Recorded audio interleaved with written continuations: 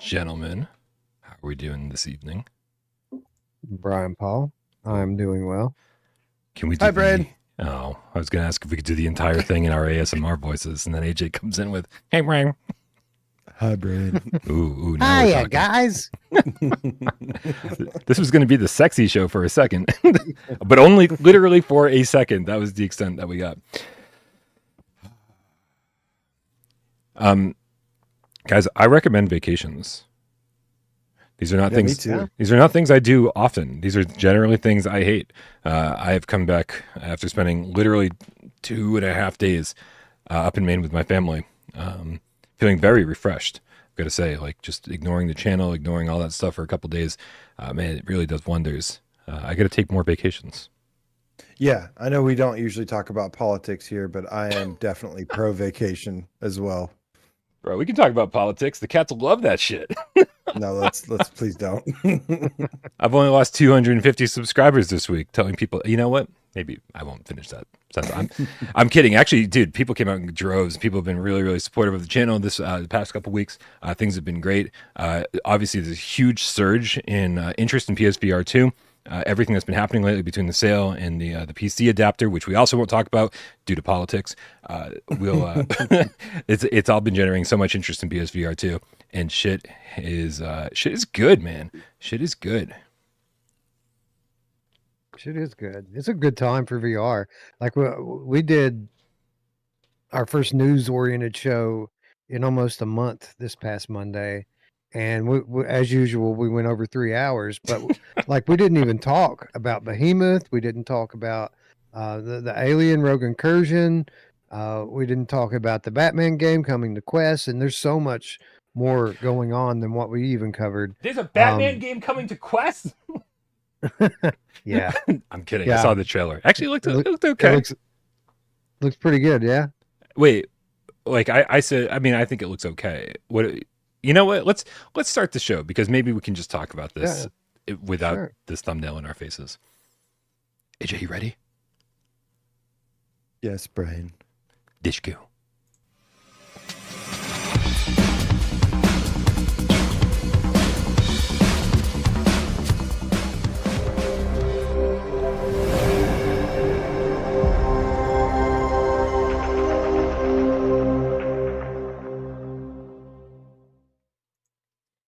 This is PSVR GAMESCAST Live, where we film live every single...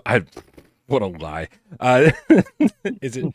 Yeah? This is Interactive Chat, our Solo Man podcast featuring 2 special guests today. So it's not exactly a solo thing. Welcome. Thank you, AJ. Show. I appreciate you hosting this. Thanks for having us. You broke today, okay? I blame you.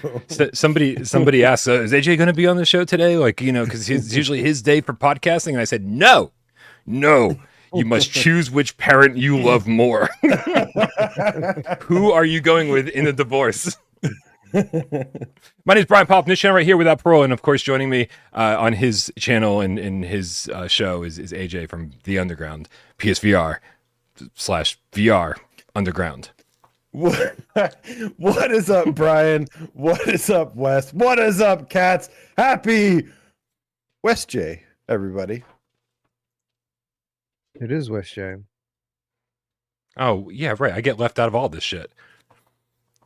Right? Who matters here? J. Everyone but Brian. Well, I mean, if it was going to be Friday, that would have to be tomorrow, right? Yeah, we'll work on that. I'm slowly taking over AJ's time slot. He doesn't realize this. I told him, I asked very politely today, but next week there will be no politeness. He's forming a monopoly, guys. He's forming a YouTube monopoly. Help. Oh, can I be the dog? The dog's always been my favorite. Do you know there's a cat now? How long have I been away from Monopoly? There's a cat? Yeah, there's a cat in Monopoly. I hate Monopoly so much. What? Millennials ruining everything. I think it's the worst game ever. Dude, I mean, listen, it's if you don't like the people you're playing with, it's a great game. That's really why. Right. Yeah. Because you will hate them. It's like Mario Kart, the board game. Yeah, I had a couple friends that were too good at it. Like, they were too good, and it made me despise Monopoly. I used to like Monopoly, but it hurt me. My dad my dad, and I hope my dad's not watching because I'm about to fucking tell on him. It doesn't matter if we're playing just against each other, against like a couple of AI opponents, or like, you know, like a whole family game. The dude will not trade a property until all properties on the board have been sold. Do you know how annoying that is? I love Monopoly. I think there's a lot of like skill and like risk involved, like there's different ways you can play. To not sell a property until they've all been sold drives me bananas. It's crazy. And all the way on the right-hand side of the screen, it's Wes Dillon from Virtual Strangers. Sorry for cutting you off. No, it's good. I was just going to say that kind of leads me to where I was going. Do you guys, when you play Monopoly, is it house rules, or are you a stickler for the classic rule set?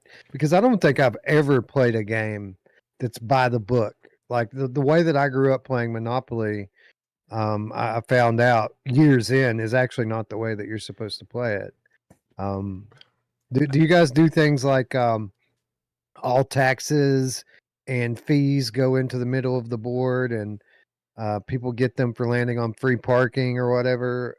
There was a bunch of weird rules like that we always did, but apparently that's not how you're supposed to play. I did that as a kid. Like when I was younger, we had a lot of those rules where it's like, yeah, there'd just be this massive windfall when you land on free parking because everyone's been putting their money into that. But as an adult, I definitely got became more of a stickler for the house rules because I don't know, I just started taking it really seriously at one point. There was a couple years where I was playing Monopoly like multiple times a week. It got very strange. Yeah, I don't know, the same here. Well, when I was like, I don't know, I would say 8 to 11, that kind of preteen stage, I was playing a lot of Monopoly, a lot of cards, gin rummy, and things like that. When I wasn't, sorry. Yeah, when I wasn't playing video games, of course. Matt C929, I was just thinking about that. I don't know if you guys ever played the Monopoly like console or PC game, but it was pretty cool because it would like show you the properties like before they're owned or something, and like some of the cheap ones would just be like these like the fence. It would like zoom in and show the property itself, and it'd be like this overgrown like land, and like the fence would like fall off or like fall down and stuff, and it was pretty cool. Nice animations. I feel like they didn't the console versions didn't start getting really good until like the PS3 era, and that kind of sounds like the first Ubisoft one I ever played. But yeah, some of the animations were really good. And of course, not having no one having to be the banker, you don't have to worry about anybody cheating. Like it really helps to have the computer take care of all that stuff for you. You can speed that shit up, and you can get through a game of Monopoly in like an hour or something. Usually it's like a whole night, right? Yeah. That's the other reason I stopped playing, is because it takes like 16 hours for like a session to finish, and I was like, yeah, no, I'm good. It was a good preparation for life, though. I mean, who knew how realistic it was with the bankers always cheating to get a hand up on the regular people, huh? APUKDCFC. I feel like I've used to say your name a different way than spelling it out. It says, is Monopoly the same in the States? London streets? No. I mean, there's a million versions of Monopoly, but like all of them, I thought all of them worldwide were the same for like decades. I'm sure the London one has like the pub and God. I'm really curious to know, like does, in the UK and in Europe, like, do you guys have like Baltic and Mediterranean as the cheap ones and the light blues, Oriental, all that stuff? Like, is that all the same? Or like, did shit, I don't know. What the hell?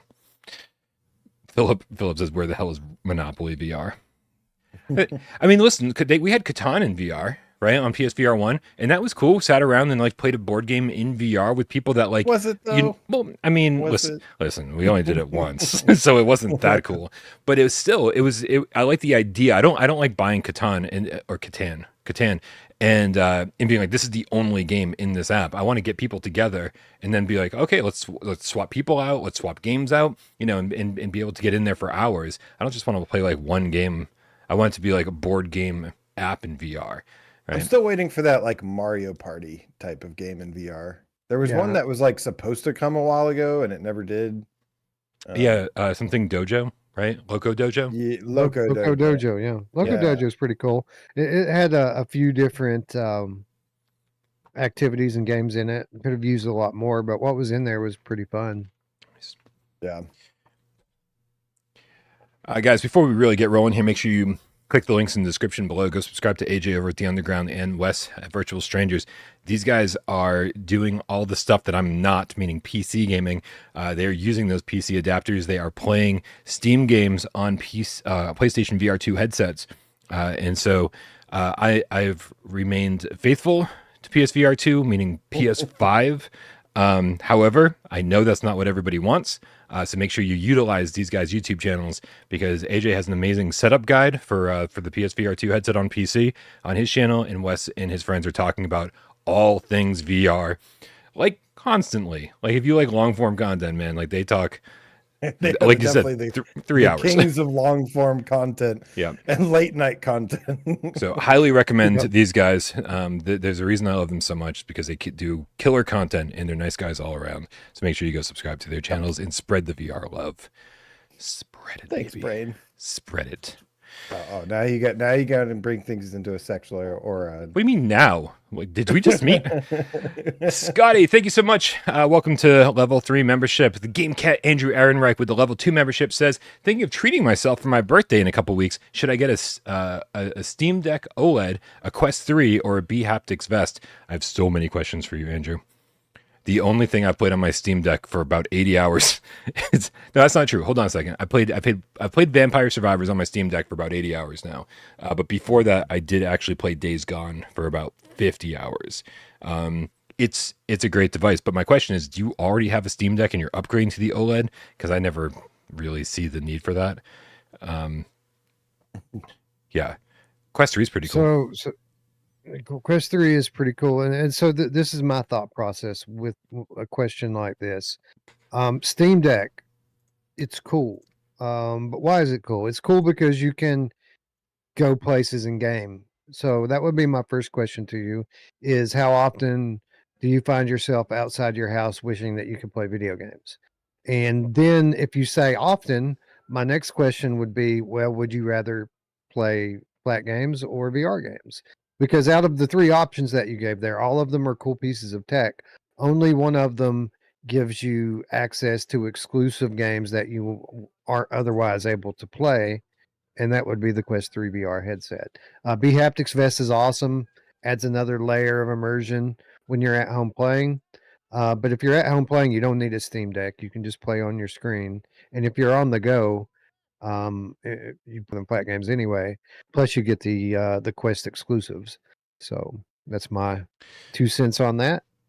Hey, I hate to do this, but I think they can hear us. Hopefully, everybody out there can hear us. But oh wait, no, everything just started working again. Everything froze up. We were all frozen. The trailer was frozen. So I was going to reset OBS, but I think we got another few minutes at least here before we have to do anything crazy. Do you want to build a snowman? Sorry, go ahead. Do you want to chime in on this, AJ? I would definitely say go for the Quest or the Behaptics vest. One of those. In other words, we have no answers for you, Andrew. What did you expect? But happy early birthday. Oh yeah, happy birthday. Andrew also gifted one with that Parole membership. Thank you very much for that. Generosity here is amazing. Maybe Creeper Betty got it, because we are getting a welcome message from her. Welcome to level 1 membership, Betty. High Phase with the Canadian $20 tip says, please don't make me choose between parents. I love you all. Party on. Oh. Party on, Wayne. That's right. Hey, Party AJ. on, Garth. I'll finish it. AJ. Hey. I want to talk to Samson. Fly me to the moon like that bitch I was crammed in. There you go. Finishing everybody's thoughts today. Samson with a $5 tip says, I'm always the shoe in Monopoly. Happy Thursday. Oh, yeah, that's a good one. It's all right. I think I usually chose that car, like that old school. Yeah. It's not a Model T, but it's old looking. I feel like it wasn't old when the game came out. Yeah. Right. It was probably the current car when Monopoly was designed. Exactly. Mikey D, the fuzzy game cat with the $5 tip says, remember the Monopoly scene in The Sopranos? No, I don't, because I've never seen The Sopranos. You may unsubscribe now. He says, classic. The house stuck to Tony's face after the fight. Brilliant. You guys see Sopranos? I've watched it, the series start to finish probably 4 or 5 times at this point, but I do not recall this scene that he's talking about. I haven't seen it in 20 something years. Marijuana affects the memory. True that.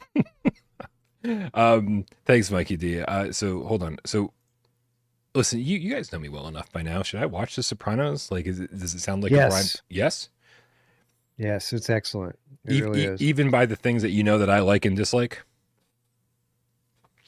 Well, good TV is good TV, man. Like I basically have 3 or 4 series that I take turns watching through from start to finish.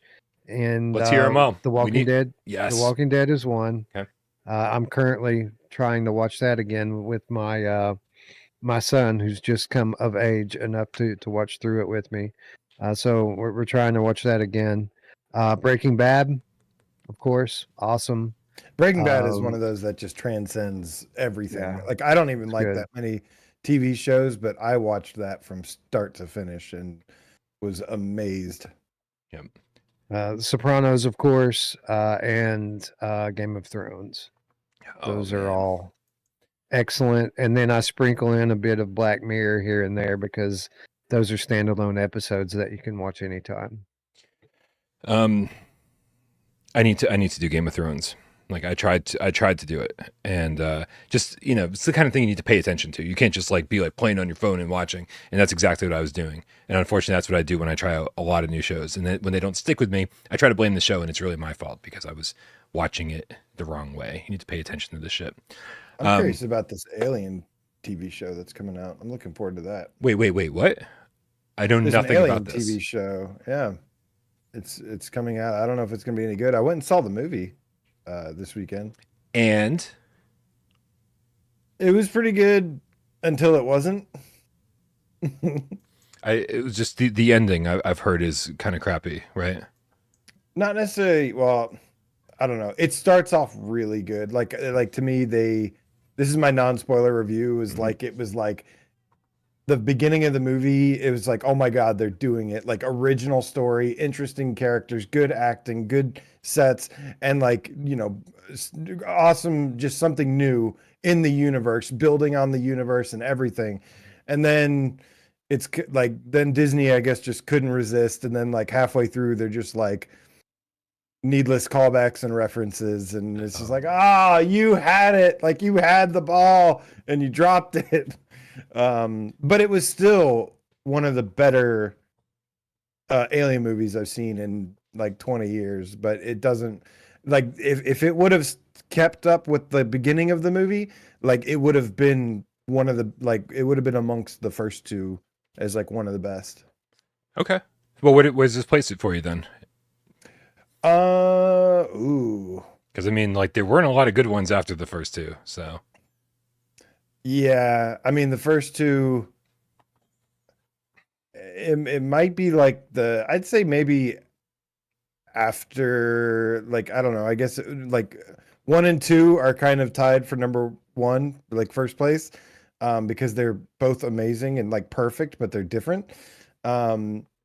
Next would probably be Alien 3, which I'm not crazy about, but it's not that bad.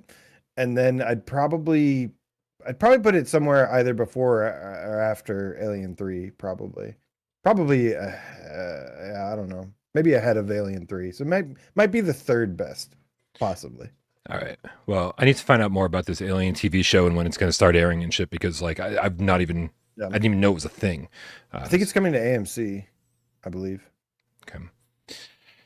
Got to figure out how to watch AMC when it comes around. I think AMC is the same place that, what's that not Lost show, but that's very much like Lost. From? Is that on AMC? No, that's MGM. Fuck, dude, there's too many streaming services.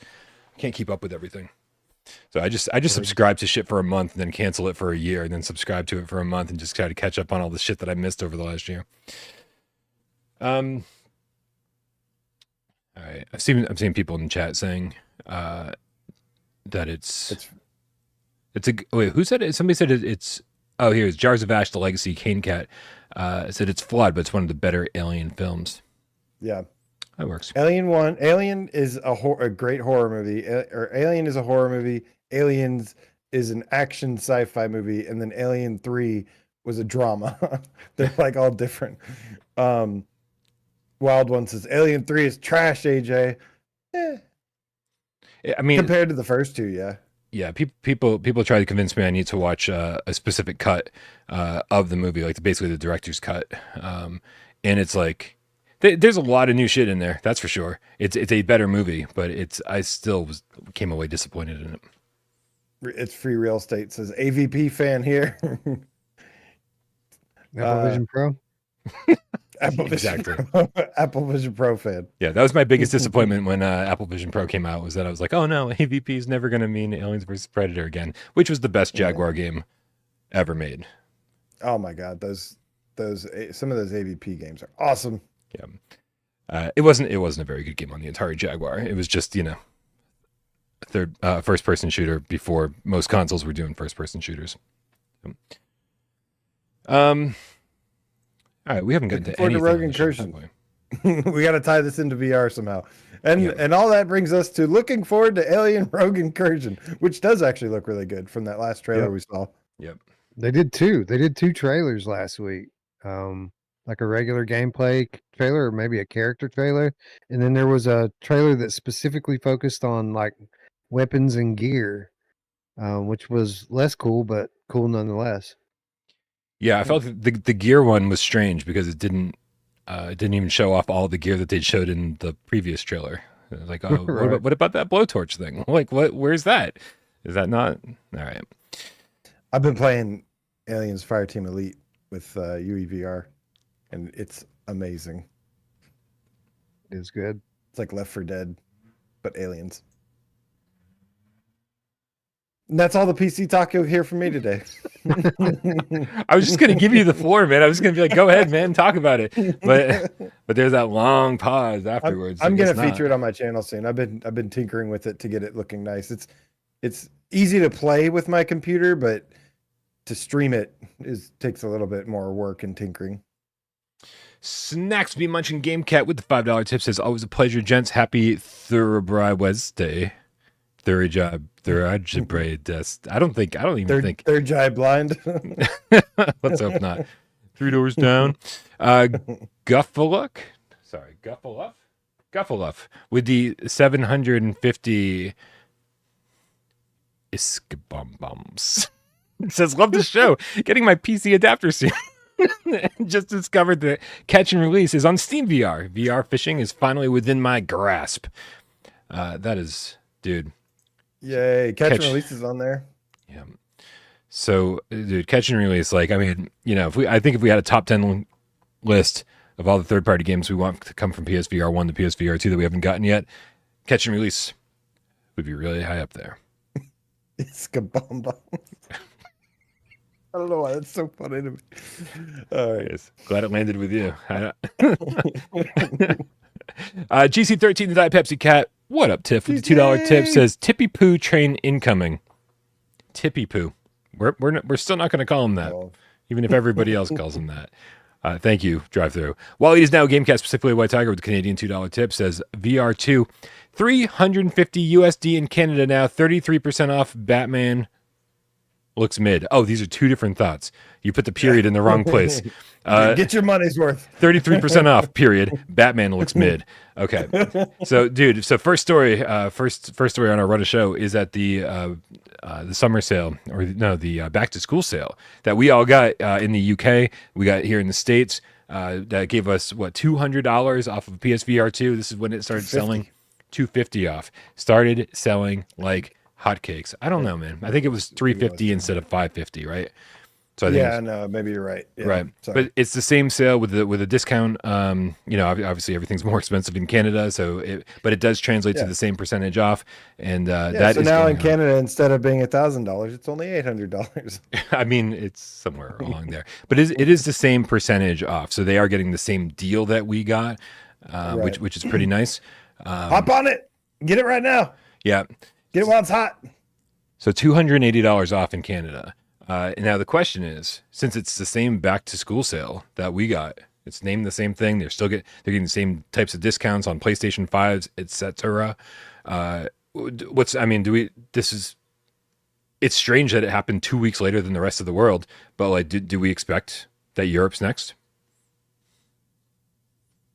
I thought Europe had it first. No, UK had it before we did for like a day or two. Did. Yep. But that was it. That was it. It was just the UK and the US, and we were just patiently waiting for everyone else to get the deal. Seems like it. Maybe Australia after that, even. Unless Australia already had it. I just hope it's everybody, man, because like there were a lot of fucking people who were jealous, being like, "How the fuck do I get this thing? This is bullshit. We're not getting the deal." But I mean, it has certainly seemed like that sweet spot that made people jump in and be satisfied with their purchase. It was a good move to do that, and really glad that happened.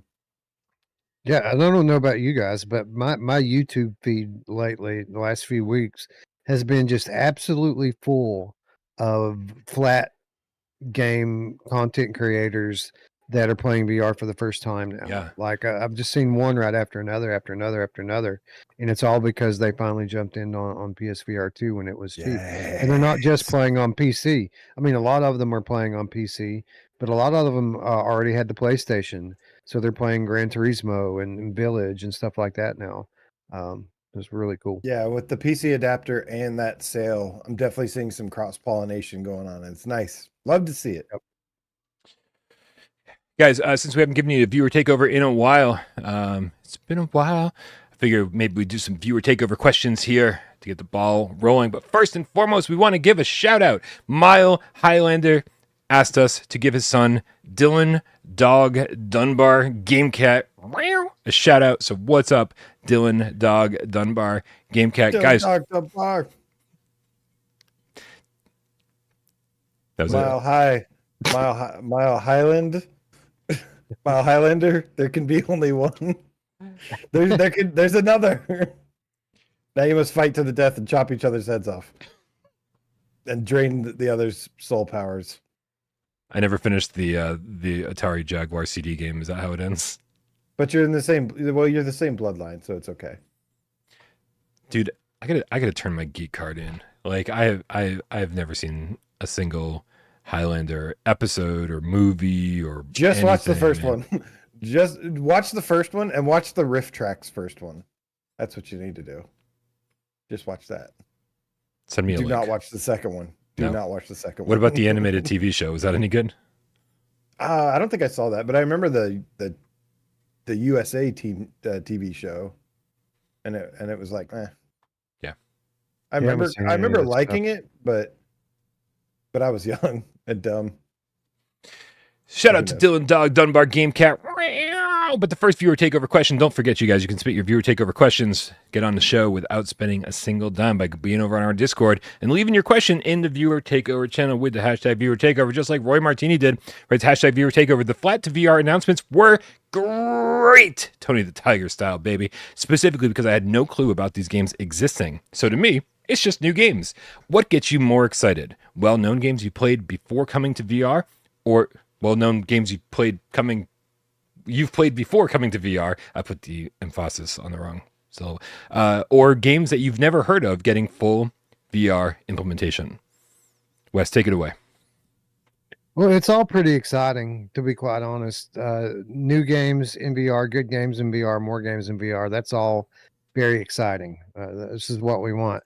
I think, obviously, of the three choices, games that we've heard of and played before making their way to VR obviously would cause the most excitement, because these are games that we play and we love and we've been wishing for and wanting for a long time.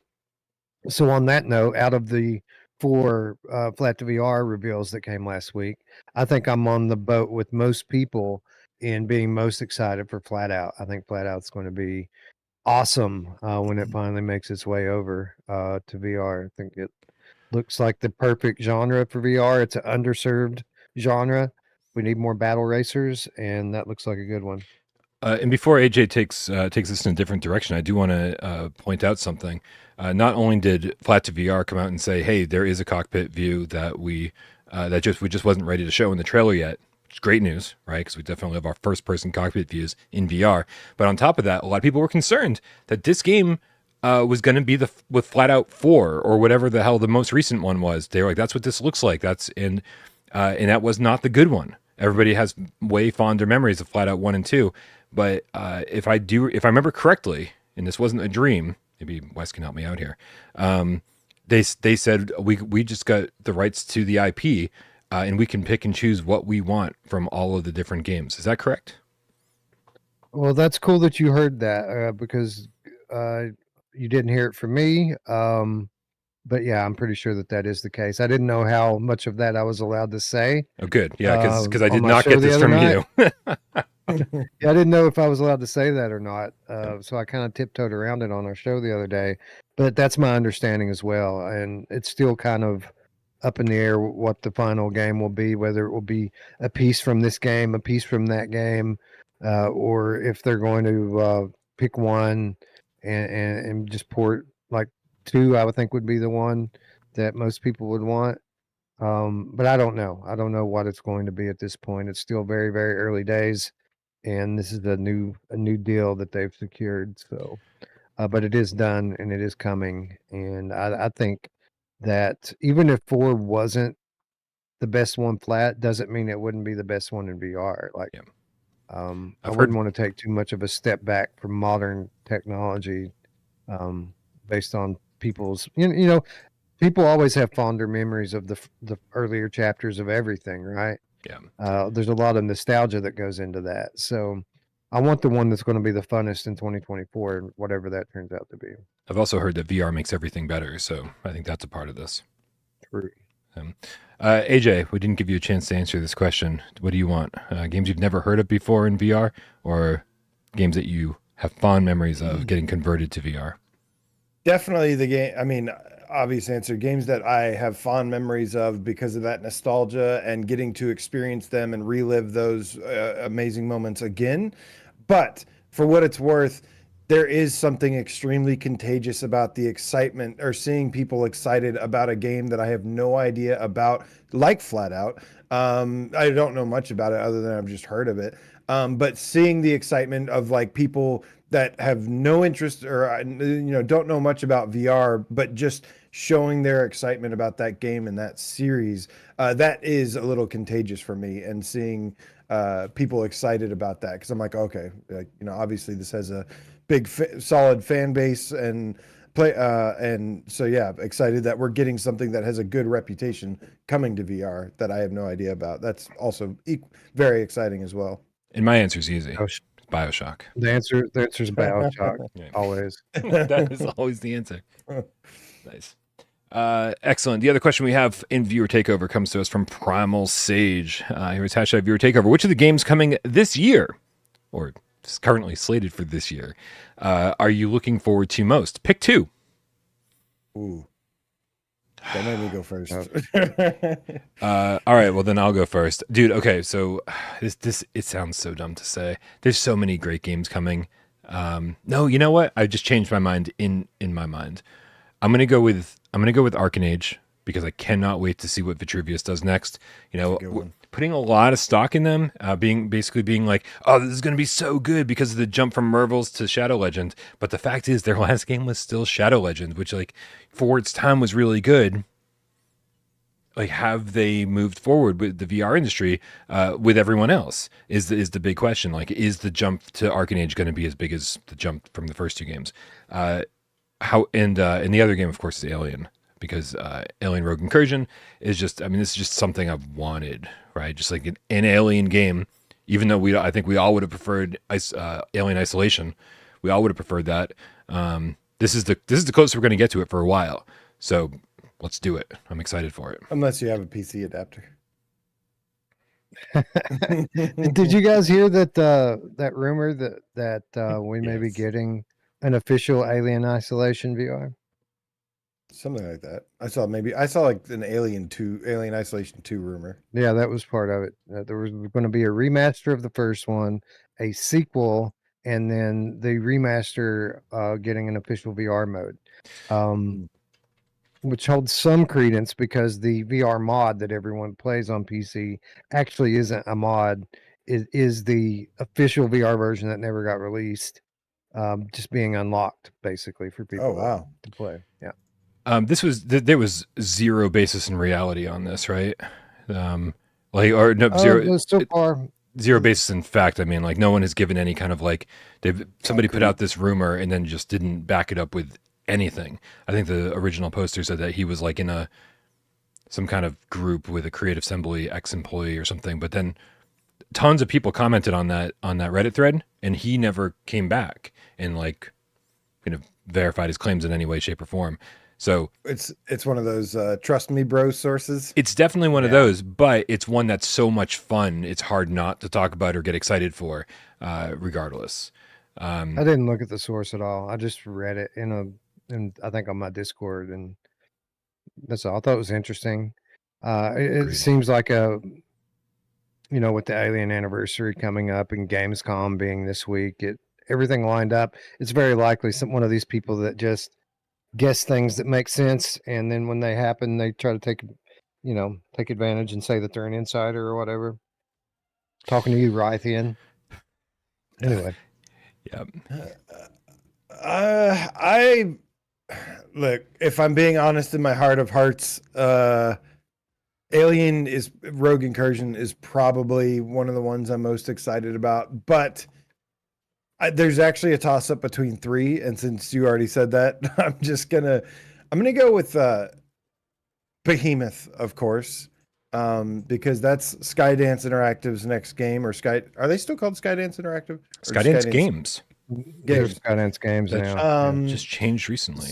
Skydance Games next game. And I expect that to be really good and something a little bit different, which is nice.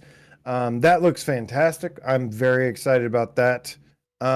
Dude, I'd say that, and oh yeah. I mean, I brought the trailer up since you brought up Behemoth, and you guys want to take a beat here and just talk about this new trailer? Yeah, so is this the yesterday trailer or the 8 days ago trailer? This is the yesterday trailer. Like, I haven't watched it yet. I just found it like right when the show was coming on the air, but it says there's a new boss fight in the caption. Yeah, I mean, this is pretty cool. Listen, I don't know if you've seen much about the Attack on Titan game coming to Quest, but like this trailer, the future game show trailer. Okay, this trailer for Behemoth looks infinitely better than anything I've seen for that Attack on Titan game. Right, the Attack on Titan game looks like trash. Yeah, it's terrible. Well, it's made by the Little Witch Academia broom racing people. Like, I don't know what anybody expected, but they were a horrible group to give the IP to. This trailer, though, man, like this is exciting, and I hope you're watching it now, guys, because it is exactly what I needed to see from a new trailer. It gave me something other than all the snow and ice that we've been seeing. Right, so immediately we have environments that look considerably different from what we've been shown so far. We've got a different boss, and they're showing us how the grappling hook can be used and the scaling of the Colossus can be used to take him down. Like, this is exactly what I wanted to see.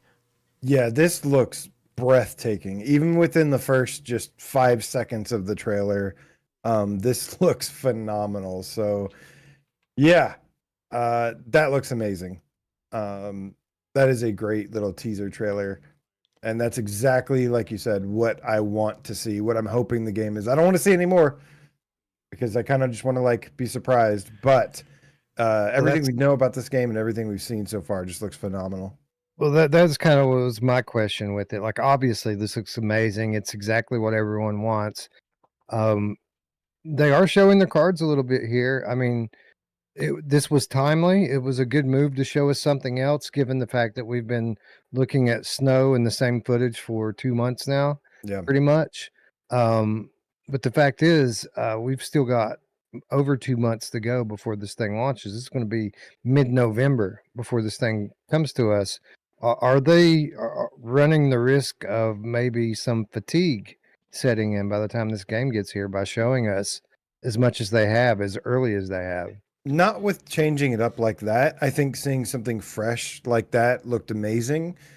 Something other than the weird shrunken hippo face Behemoth that looks dumb. This footage looks fantastic, and there's, like you said, I think the key part about it is that there's a change of scenery. The pacing looks really nice, and the way that they're like slowly swinging around, like some Castlevania shit going on there. That gets me really excited. I am definitely looking forward to this one. This feels like a direct response to the criticism some of the first trailers and gameplay got, right? Because it was like, oh, is it all just gonna be snow and ice? Oh man, that first Behemoth they're showing looks really kind of lame, and they're like, oh hey, check this shit out. This feels like a response to that, and I think it's the perfect response. Now you can stop putting out trailers, you guys, because I agree with you, Wes. It's too much. It's too much. We've seen, maybe they could have incorporated some of this in the first trailer and just left it alone for a few months. This is as much as I need to see. I feel awful for saying this because of one of the greatest games that's going to come out this year is Wanderer Fragments of Fate, and they won't stop showing us footage. The last time they showed shit, it was like 8 more minutes. Like, guys, stop. Like, enough. Because I don't want the game to come out and have it feel like a game that I've already played because I've seen so much of it. It's like movie trailers.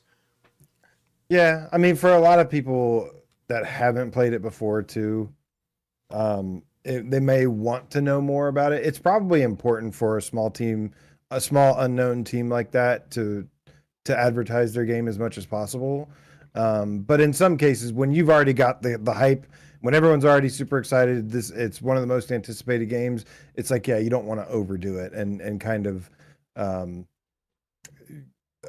get the fatigue on it. But no, this is fresh. This is good. If it was more snow stuff, honestly, by some of the recent times, I was starting to feel a little fatigue about the excitement for it because we've been, obviously it got delayed a year. But seeing this, just a short 1-minute clip of just some, looks amazing. That thing's gonna look huge in the headset. I can picture it now.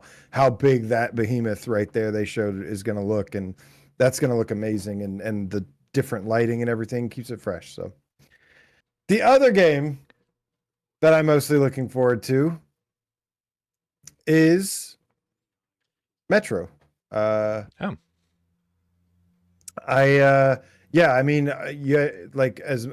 excited about all these games, to be honest with you, like you said, Arken Age and everything else.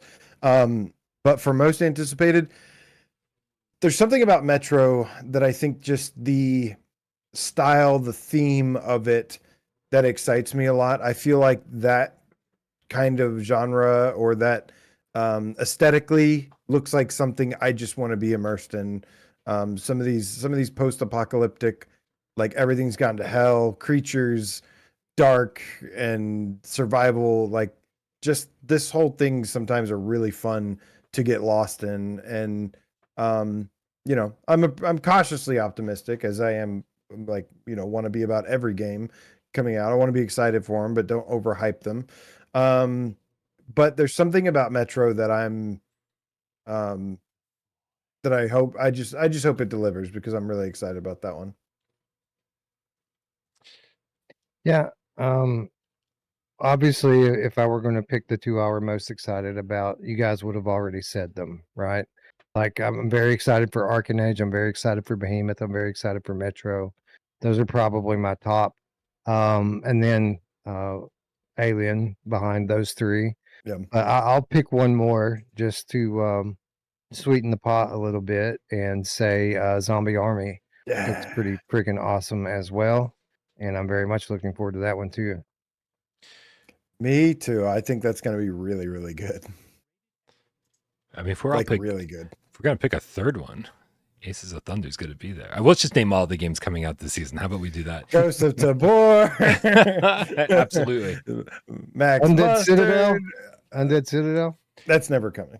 That was a joke. How many pizza bets do we have on this one, AJ? Because it is definitely coming, and I would even say it's coming this year, dude. Didn't they? Yeah, actually, they just said last week that they've got a release date coming for us for the. I know. I just refuse to acknowledge it until they give me a hard release date. Sure. For obvious reasons, but yeah, no, Zombie Army VR, like that's looking really, really good. It's supposed to be a full story campaign. Like graphically looks really beautiful in some ways, and it's got co-op with it. The World War II, it's such a good blend. I really, really like Sniper Elite a lot. Sniper Elite VR. I was a really big fan of that game, and it was it worked really, really well in VR, and the sound design and everything. Those World War II guns, like hearing the clips or the ammo clips, like empty and everything. That was really, really fun. So I'm excited about Zombie Army as well, for sure. Maybe we talk about some games that are coming out a little bit sooner than the ones we just talked about. And starting with, I believe, one that's coming out next week, which is the Utility Room, coming August 28th. Review keys actually went out today, so we're going to be getting into the PSVR2 versions of those soon enough. But Wes and I spent some time playing the Steam versions today, or version of that today. Hold on, let me just switch over to this. Wes, kick it off, man. What did you think of the Utility Room so far? I mean, I don't even know how much you played.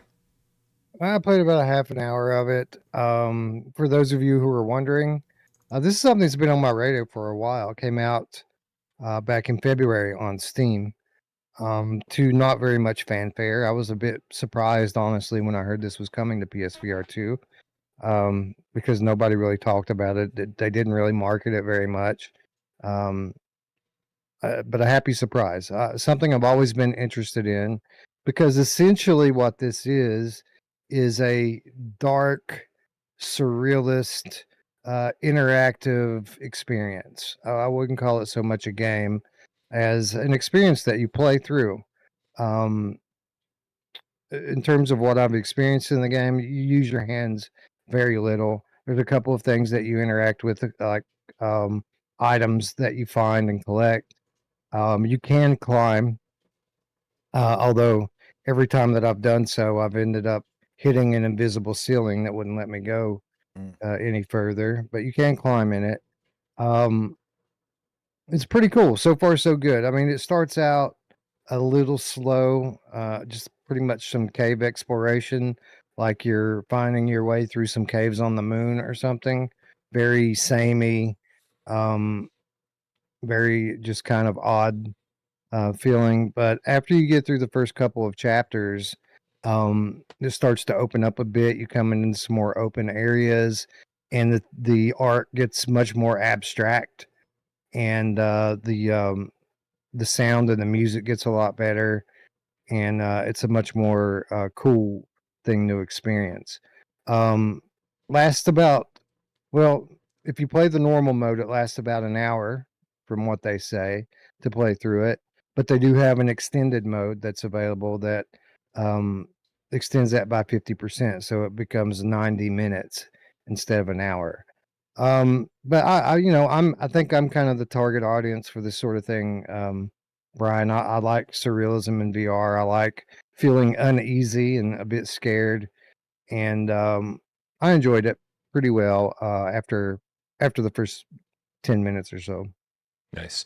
Well, I will say, I think I only got in for about 20 minutes, and I did see a little of what you're describing. At first, it is just like, hey, walk through this cave, and then jump from this platform to that platform, and then fall through this hole, and everything fades out and fades back in. Now you're in like a new cave, and it's like, okay. But yeah, about 10, 15 minutes in, you're like, oh man, like the caverns open up big time, and you start seeing, it's just craziness, and I will say that one of the parts I enjoyed so far the most is the audio, and that's just like, turn up your headphones, and it just has that, especially right at the beginning, has this like low guttural rumble that like it's like I probably equate it to like when I'm in movie theaters and like the speakers are blasting so much that like the theater rumbles a little bit, rattles, and I feel like they were kind of going for that vibe, or he was going for that vibe. It's Lionel Marsden's one person dev team,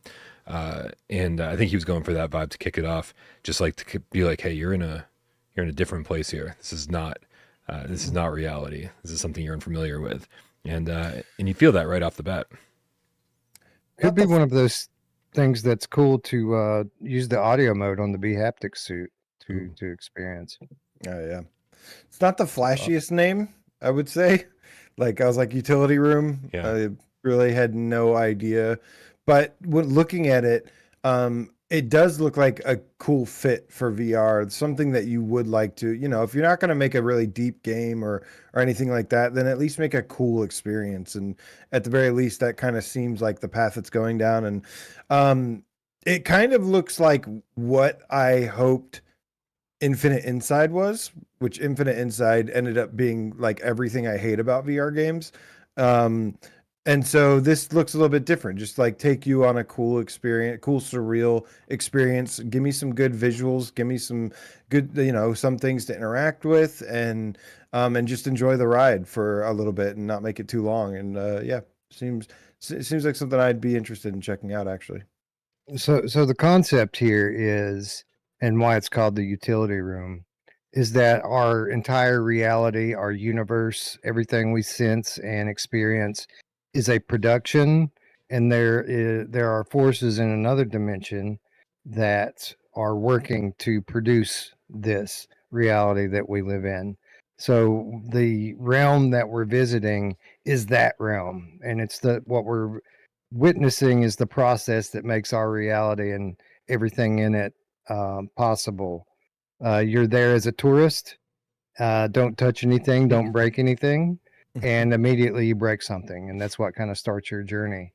So, yeah, that's kind of the concept here. I'm sure there's much more meaning in some of the things I witnessed than what I'm able to understand, as is the case with most art. But it's, again, as it's long very as it's surreal. as long as there's meaning within the design of the game and not like the thought process that went into it, because that's one of my pet peeves is when like all this thought goes into some things but then they don't actually execute it within the game, and you're like, so wait, why is this like this? And they're like, well, we were thinking blah blah blah, and it's like, okay, that's great, why wasn't that in the game? There's a tone issue I'm having right now with the small amount of this that I've seen. And I'm fine with it being, like a 90-minute experience. Like that doesn't bother me at all.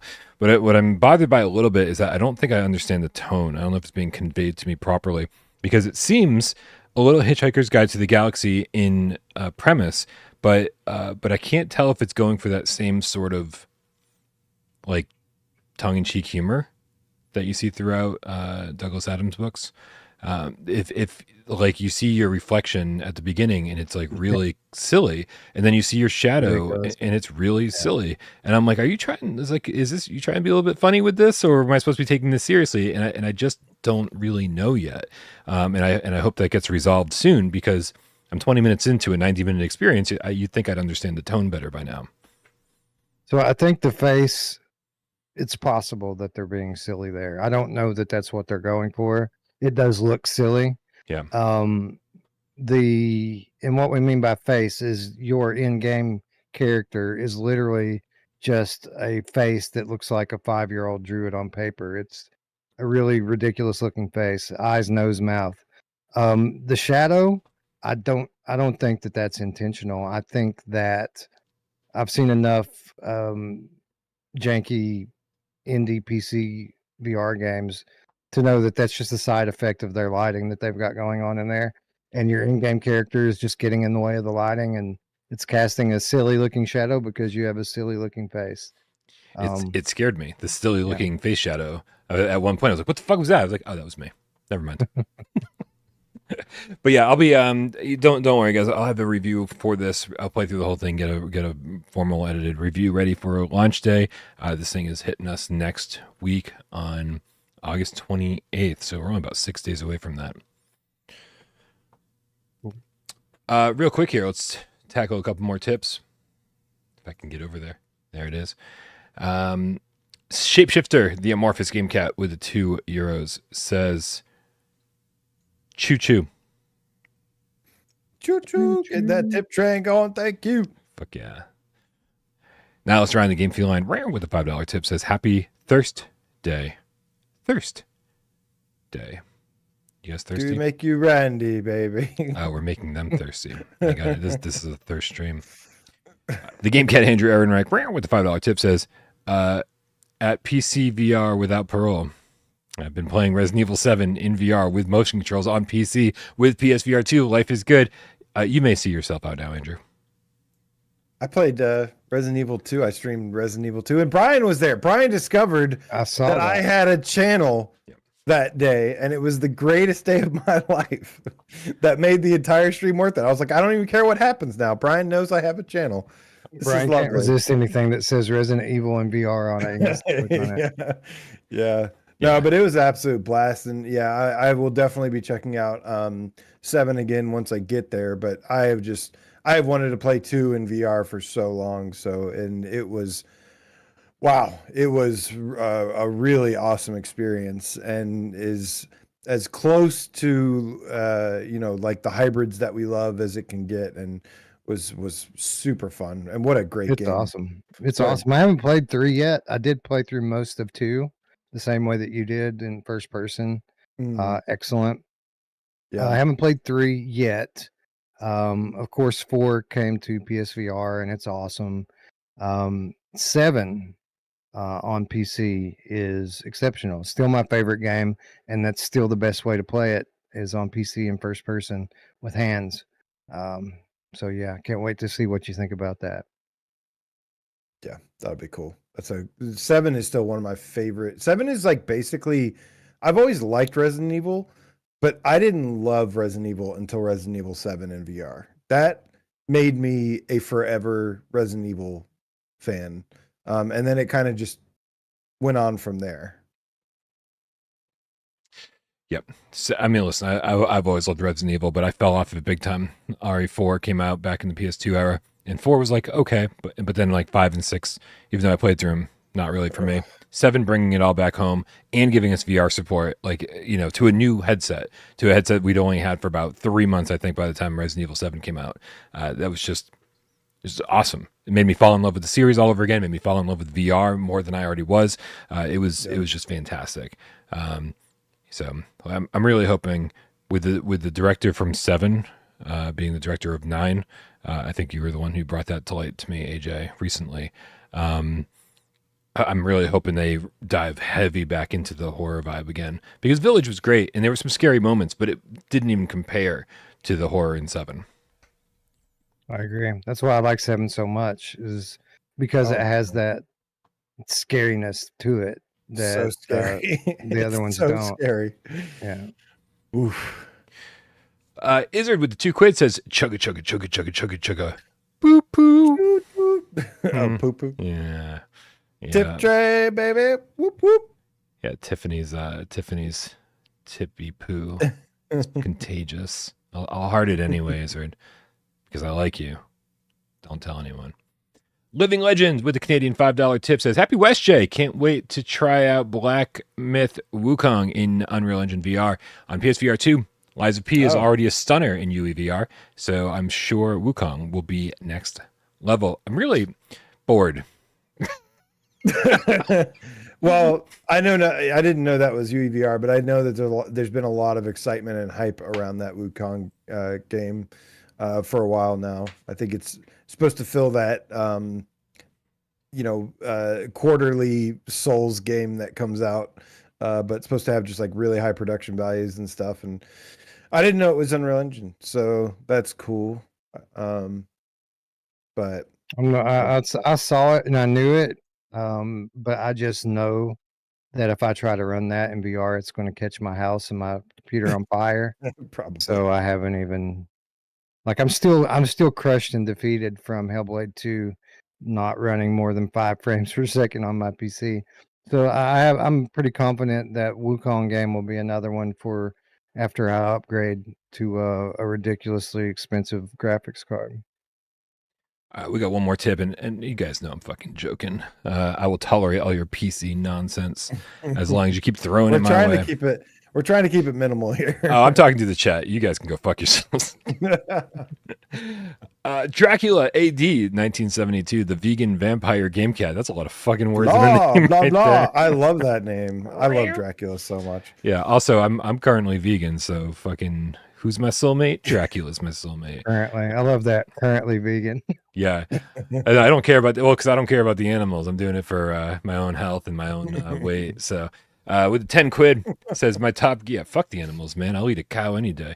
My top game has to be my top game to be converted from Flat2VR is the Mad Max game on PS4. It has it all: vehicle combat, a huge open world with great weather effects, realistic desert storms, and best of all,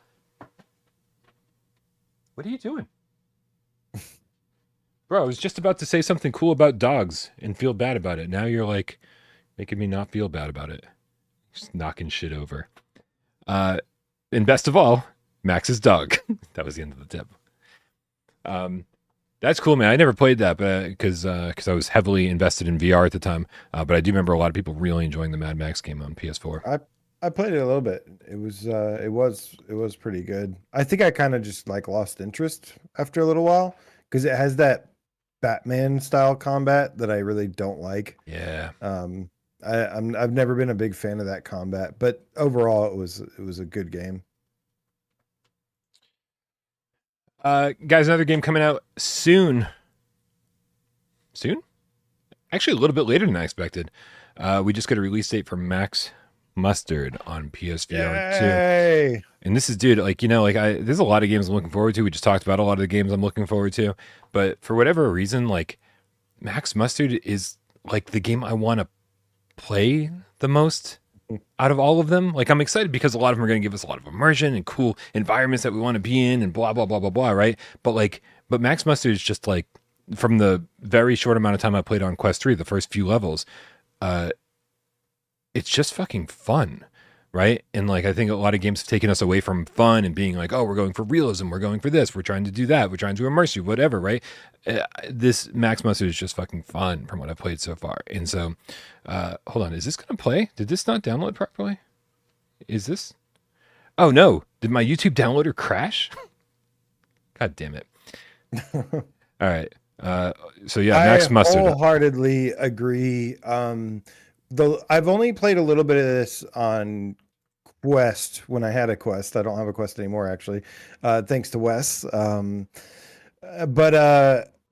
Yeah, you nailed it on the head. There's one thing about Max Mustard that I think really I like the most, and that was just the gameplay. Like, I haven't played a game that just the gameplay felt so good since basically Astrobot. And obviously it is a very heavily inspired Astrobot, or it's heavily inspired by Astrobot, and it shows. But there's the gameplay was just really fun, engaging, and interesting, and it felt really good. And then on top of that, with all of the enhancements that they've kind of been touting for the PSVR2, they've been posting these like visual comparisons and things like that, and it looks phenomenal. But yeah, I'm excited about this game. Probably almost more than anything else, just for the gameplay alone. Dude, Zen Gamer Max in the chat says, yeah, I'm buying Max Mustard instead of Astrobot. I want to hear from everybody in the chat who's going to be doing this. I want to know, because honestly, dude, to me, yeah, well, Wes already voted. Because honestly, like, I want to play Astrobot. I'll play that shit on my Portal, right? That kind of like just play a couple levels every night before I go to bed. I'm down with that. Like, do I want it in VR? Absolutely. But I want to know, is anybody not buying Astrobot and going to be buying Max Mustard instead? Me. Okay. Fuck Astrobot. Astrobot's dead to me. What? Yep. What about when he finally will he be not dead to you? Will you re-alive him when he comes to PSVR2 eventually? Absolutely. I will. Yeah. So he's not dead to you permanently. Tattoo if that happens.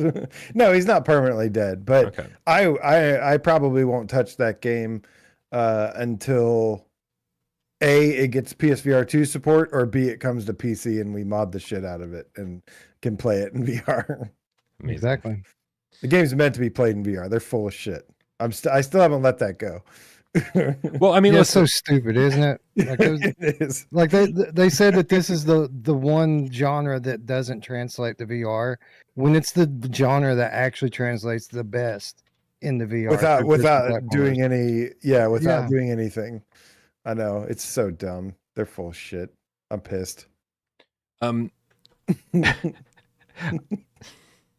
Max Mustard, though, Max Mustard will save us. Listen, I will say, AJ, one of the things that you proved on your streams is, playing a lot of Spyro and Crash or whatever, is that, actually I haven't seen you play any Crash, I've just seen you play Spyro. Is that those games, yeah, you're right. Those games don't need any additional VR support to be awesome in VR.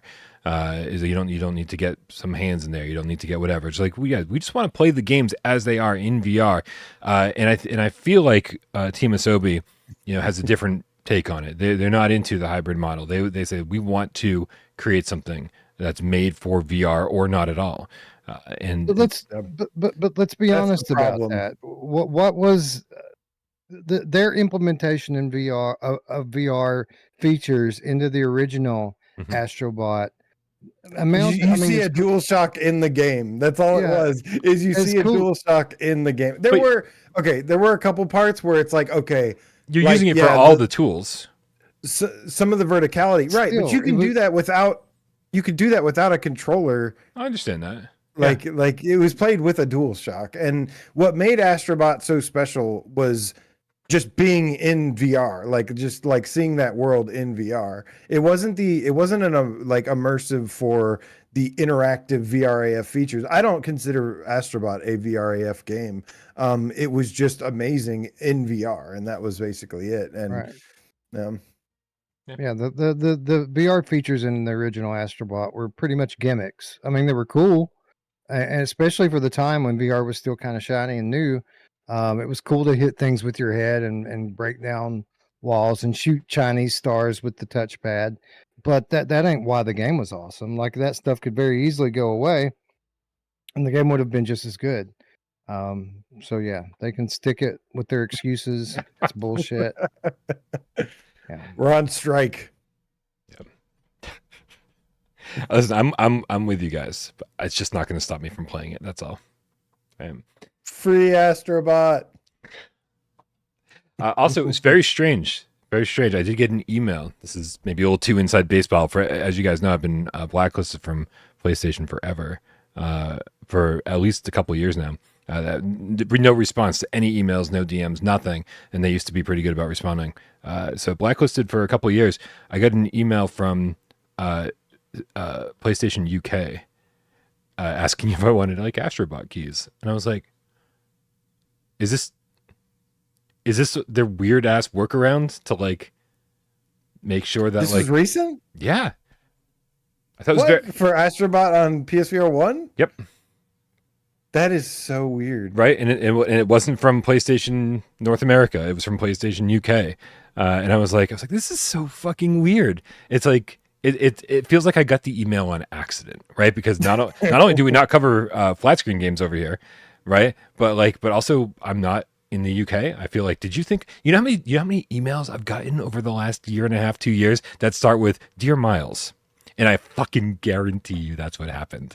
You should get it. Yeah. You should say yes, and you should do that.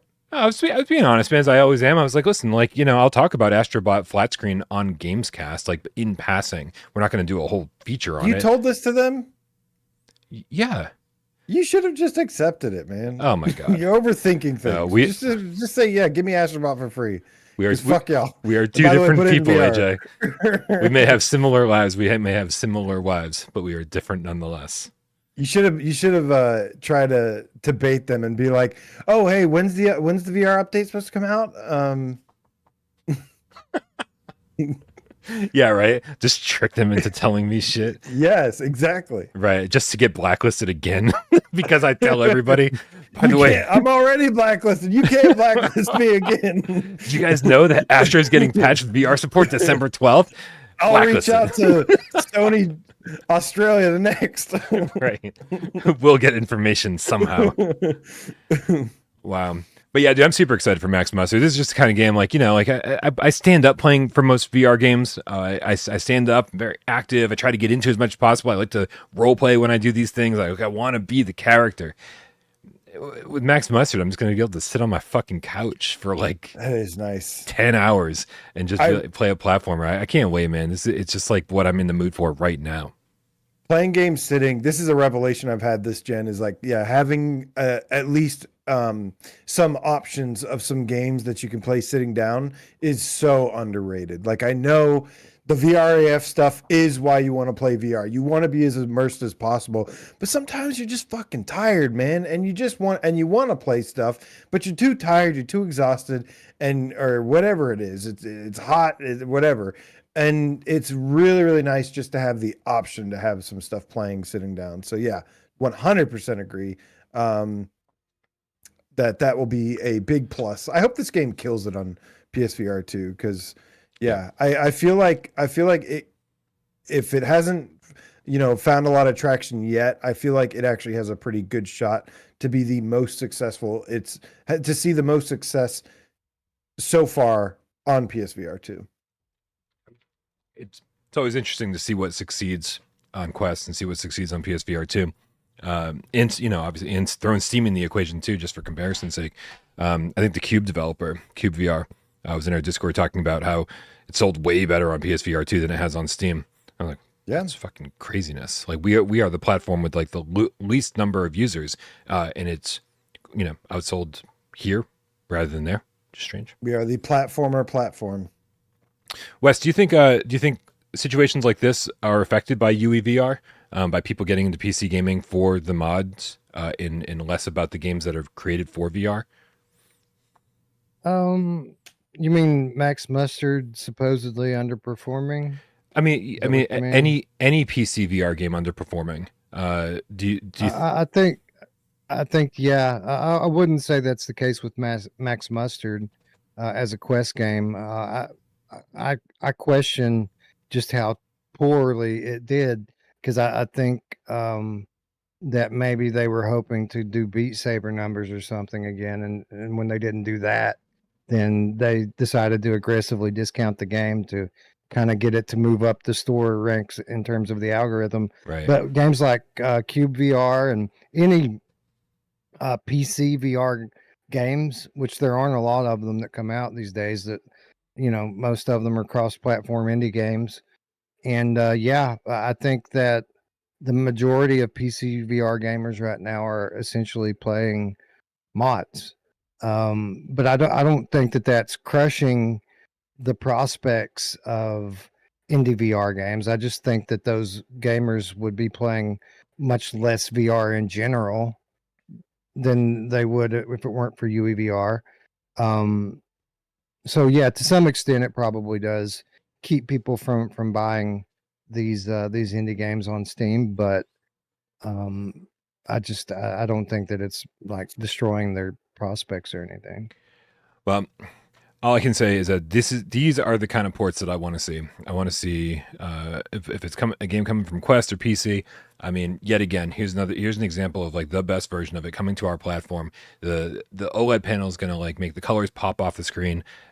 We know that it's going to run at a higher resolution. We know it's going to run at a higher frame rate. We've seen the detail, side by side comparisons that Toast Interactive have put out. We've seen the PSVR2 version running alongside the Quest 3 version, and seeing just how much more detail there is, how much sharper the resolution is, less fog, being able to see all the way out into the distance. Like, these are the kind of upgrades we want to see. I've gotten comments from people being like, oh, clearly the PC VR version is going to be the best version of all of these games. What is wrong with you people? And I was like, you don't understand how DFR works. DFR makes our world go round. And it is DFR is the best solution to reprojection that exists that I've seen. Best solution to reprojection, best solution to get things up and running as close to flat screen standards that we have as possible. It's great. Eye tracking is not being used so much the way that I thought it was going to be used, like in kind of like assisting with the thing that you're picking up, like how we're selecting which item we're grabbing. It's not doing these kind of like weird subtle interaction things like I thought it would, but it is definitely leaning high into the DFR stuff, and that is giving us really great looking games, and that makes me happy. Yeah. So that's October 3rd, Max Mustard. A little bit later than expected because it sounded like it was coming like next week for about a month or so. And now we finally get a release date, and it's about a month later than I would have guessed. Is that the anniversary of Astrobot? Didn't Astrobot come out on October 3rd, or was it the 2nd? I can't remember if it was the 2nd or 3rd. But that's a nice little Google another little fuck you. I wanted to say 8, but maybe I'm wrong about that. No, it was definitely 2nd or 3rd. I just can't remember which one. Maybe I'll Google it. Hold on. Let's just pretend it is the third. And be like, this is a big fuck you to Astrobot. It's funnier that way. Yep. But that's not the only release date we got. October 2nd. October 2nd. Oh, damn it. It was so close. This close. It's not the only release date we got this week. We also got the shocker Chernobyl Again release date. Am I the only one that completely forgot that this game existed for the last 8 months? Year and a half? I forget when this thing was revealed. Yeah, I think I remember seeing a trailer of it in the last 2 or 3 months and saying, huh. But that's about it. Just huh? That was it? Pretty much, yeah. Nice. Yeah, I feel like the last time we talked about this game, like obviously there wasn't this big long trailer showing off all of these, different kind of VR AF mechanics, interactions. Maybe they weren't really showing us this diversity of environments, and so we just sort of had to take them at their word. Read off the story that was posted on their website. Now that we've seen it, I feel like everyone is saying the same thing. This game fucking looks like Wanderer. Dude, it looks so much like Wanderer, which is honestly doesn't help its case for me because Wanderer's coming out and it looks better. So while this looks good, it's like, yeah, like it's hard for me to be excited about this because it's like I know Wanderer's coming. But in like 3 years, we'll get Chernobyl Again, Fragments of Fate, and it'll be fucking amazing. Here's the thing, though. Wanderer definitely is more polished game, more close to a big time studio game than this Chernobyl game is. At the same time, we've played through Wanderer. We know the levels. We know what happens. Like I am looking forward to it because it's getting a slight remix and a little bit of extra content put in there. But we've had that experience. At least this Chernobyl thing is a different game with a different story and different puzzles and stuff that you've never experienced before. And that's exciting to me because, as like I'm in the exact same boat. I am the person you're describing. Hard to get too excited about Wanderer because I played it before. I know the story beats. It'll be interesting to see what they change and improve. And I'm sure there's going to be quite a few surprises in there for people like us who played through the entire game and absolutely fucking loved it. Spoilers, the ending's amazing. But yeah, like I don't think I'm going to walk away from Fragments of Fate feeling like radically different about Wanderer as a whole. I'm gonna be like, that was great improvements. It's still a fucking awesome game. I'm always sort of more inclined to be excited about the stuff I'm unfamiliar with, the stuff that I haven't seen before. The mystery is always the most exciting part of it for me. And so, yeah, for the surprise, yeah, right. Wes, you say there was a demo for this on Steam? There is indeed a playable demo for this game on Steam right now, and I did play a little bit of it today. I did not finish it, so I'm not sure exactly how long it goes, but I played probably 20 to 30 minutes of it, and it seems like the first chapter or two of the game, and I was fairly impressed with it. Like, you can tell that this is a indie game. Like, it's clearly an indie game, and it isn't a big budget game from a bigger studio. But with that said, it's got good graphics. There's a decent story going on here. The narration is so-so. I mean, there's a voice in it, a couple of voices in it that are average. But the premise is pretty cool. I mean, you've got this little watch that you can drop things into, a lot like Wanderer. Named Samuel. Drop objects right. into. But it's a typical puzzle adventure. Basically, it's a first-person puzzle adventure that you're making your way through. It's got a cool time travel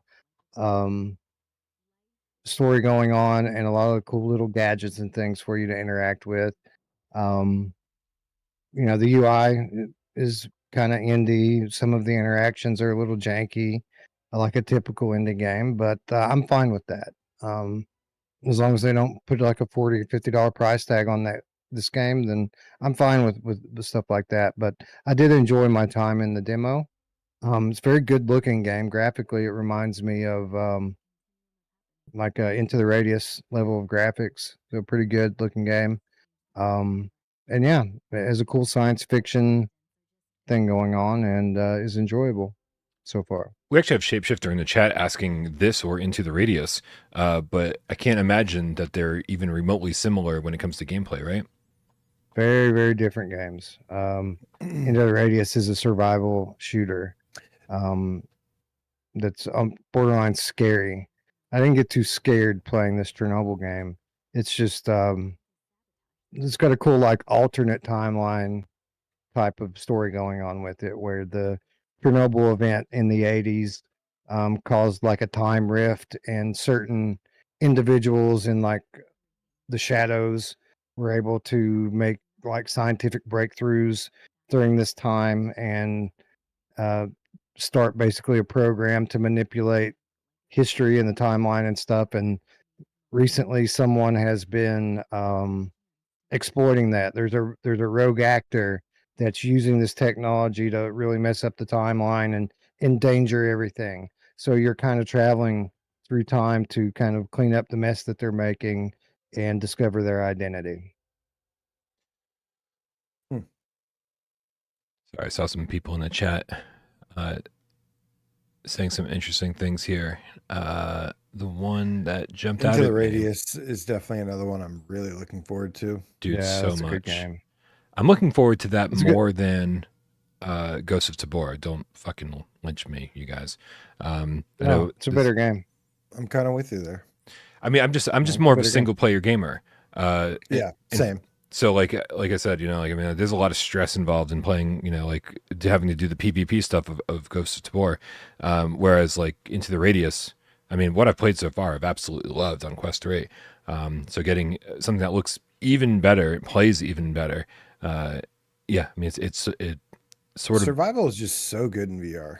Yeah. Like that really got enhanced for me ever since playing those in VR. Shades of Grey Matter said, also, Wonder isn't the sort of game you'll still be playing months afterward. There's room for multiple of these sorts of games. 100% agree. Again, as a single player gamer, mostly as somebody who prefers that kind of experience in VR and games in general, and life in general, then I would take 50 of these a year. In fact, so bring them on, devs. I know multiplayer is all the rage, but there's still some single players left around here.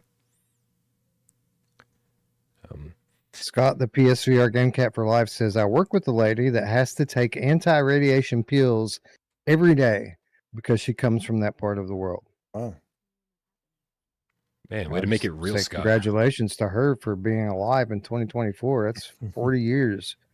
Oh, damn. Pretty incredible. Yeah.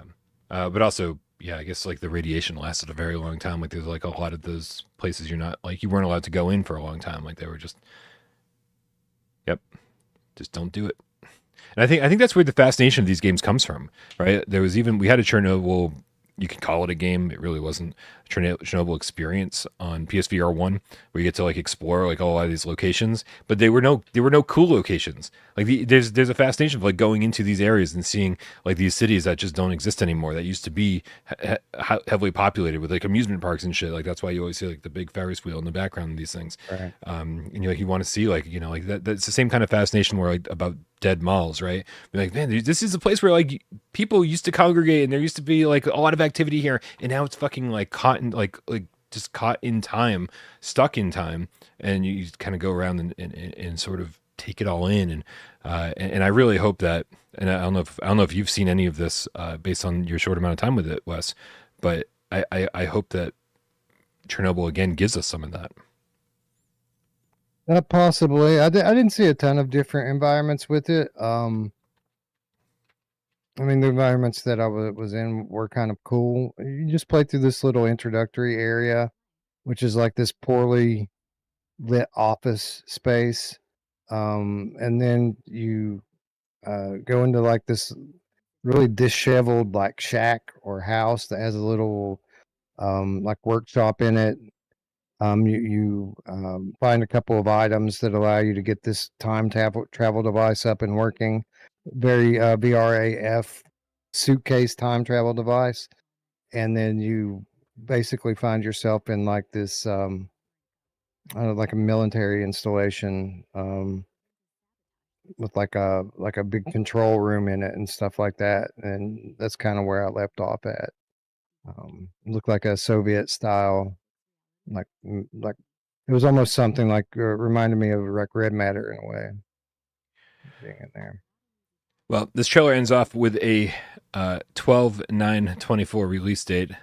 That should be noted. This is not an American team, which means that it's not coming out December 9th. It's not coming out December 9th. It's coming out September 12th. Yeah, it's funny that you say that, because when getting the suitcase time travel thing up and running, you have to put the date in that you want to travel to. And it wanted me to go to like April 16 or something like that, 1985 or 86.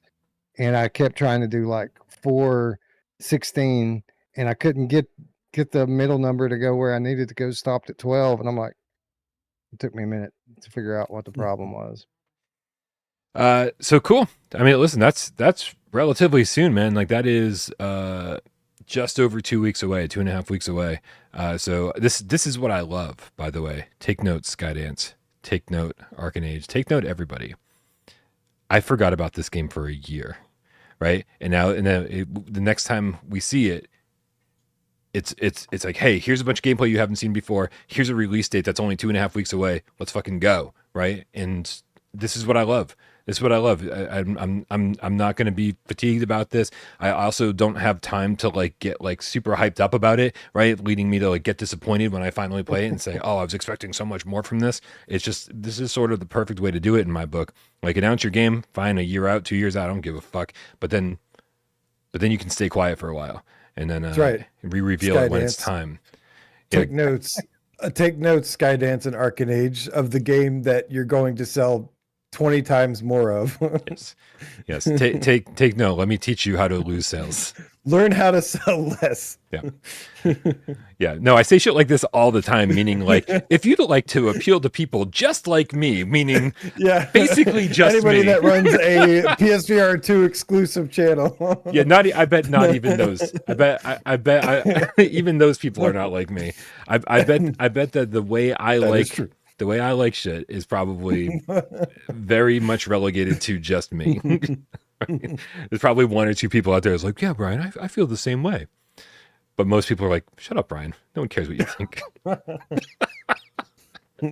And that's fine too, man. That's fine. I love that people with all sorts of opinions are here and they share them and tell me to shut the fuck up. That's totally fine. I still love you. What's even better is that they can't, because you're the one with the microphone and the channel. The chat is displayed on screen. Everybody. Well, they can't cut you off. This is something that honestly I've come to realize in recent months is we've always assumed that for one of these studios to sell well, they would need to do what appeals to us the most. Us being the VR enthusiasts, the people that watch VR YouTube, the people that podcast about VR, the people that live and breathe VR every day. We're not the majority. Like, doing things to appease us is not how you sell a lot of games. Right. It's really not. So yeah, it's hard to remember that fact every now and then, and we try to advise people on what to do to win people over. But winning over VR reviewers and VR enthusiasts is not necessarily what you need to do to sell a lot of copies of your game. Yeah. Also, put a crouch button in, or I don't want to play it. I'm old. My knees hurt, and I'm scared to crouch in real life because I don't want to crush Tornado. There is a crouch button in the Chernobyl game. Sold. Sorry. All right. All right, guys. We got one more news story for you, then we're going to call it a day. This one is, very, very interesting. This one comes to us from Rad TV, formerly known as Little Star. The Rad TV's app has been approved at long last by Sony. I felt very much like AJ on this one. AJ's always like, shut up and tell me when it's ready, because dude, this is the type of thing that like I was just like, they're not going to get fucking approved for this shit. It's never coming to PSVR2. Stop talking about it. I'm tired of this. And yeah, I was fucking wrong the whole time because they got approved by Sony and a release date is incoming. How much do you guys know about this? I'm going to bring up their big tweet to give us as much information as possible. But do you guys know anything about this as I do that? No, I hadn't heard anything about it till you mentioned it today. All I know is that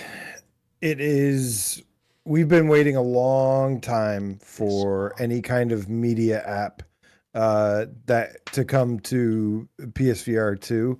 It's one of those features that it's been lacking on the PS5. And this game or this app team, whatever you want to call it, this is intended to be some sort of media player. Now, the reason I've been telling them fuck off in the past, Brian, is because it was like coming soon for 5 years. It was like big screen VR. Like I eventually told big screen, fuck off. You're not coming to PSVR. Why won't you just admit it? Did you tell them personally or or we just say it on the show? No. They were like, hey, AJ, and you were like, fuck off, big screen.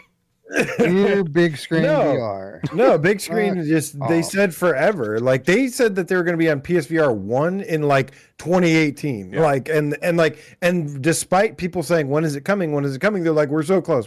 So a lot of developers, I understand they have the intention of bringing their game to PSVR, but that's obviously not always the case. So where's the last video store, AJ? The last video store, the Dash World, Undead Citadel. There's an entire book of these types of games. Yep. And like I said, stuff happens. Like it could be a million different reasons. Mono wheel. Don't make me sad. Okay, if you keep bringing these games up, I'm gonna get real sad. I know. I heard you mention like mono wheel recently, and I was like, oh yeah, like right. But anyways, I think the prospect of some sort of media player on PSVR 2 is wonderful. But the one thing now, so first of all, I don't know what any of the features of this is going to be. I don't know how it's going to be supposed to work. All I know is that it's going to have, they're mentioning like a premium subscription. I mean, the weird thing to me is that they say it's been submitted, but then they're also, well, I guess okay, they did say that it passed or whatever finally, but they're currently working on documentation that will include specs and initial feature sets. We plan to make this info available later in this week in our doc. So we still have to see a little bit more information about how it's going to work, but yeah, I don't know. A lot of people have been very suspicious about this team, this app. Because of their links to like NFTs and all sorts of other, weird scammy kind of products. You must pay for your subscription in crypto. Yeah. Now buy this crypto and yeah. Nobody's going to buy this.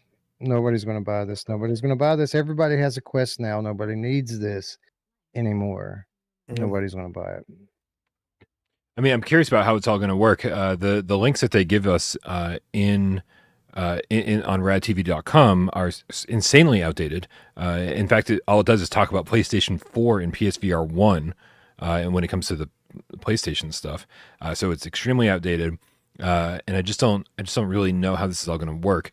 But this is, I think, giving us a way to sideload things onto PSVR 2.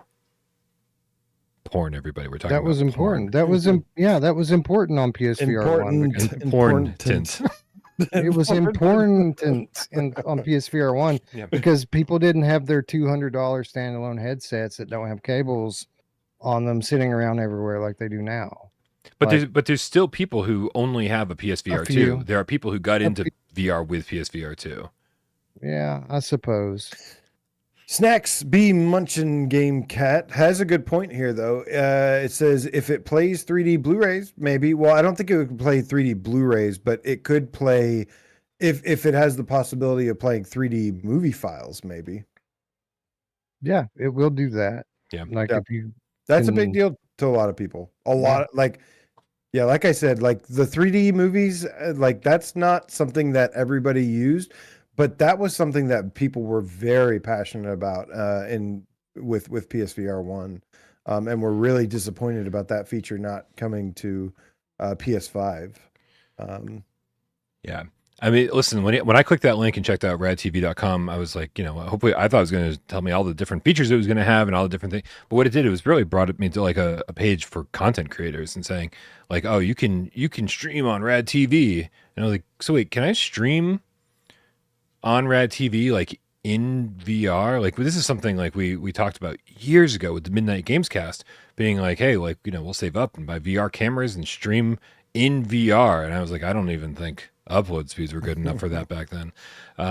So, but I'm wondering is like, if this, are they trying to give us the option to do that? So I've got more questions than answers right now about this. But it does make me sad. You guys think that no one's going to sign up for it. Because I feel like this is something a lot of people have been asking for.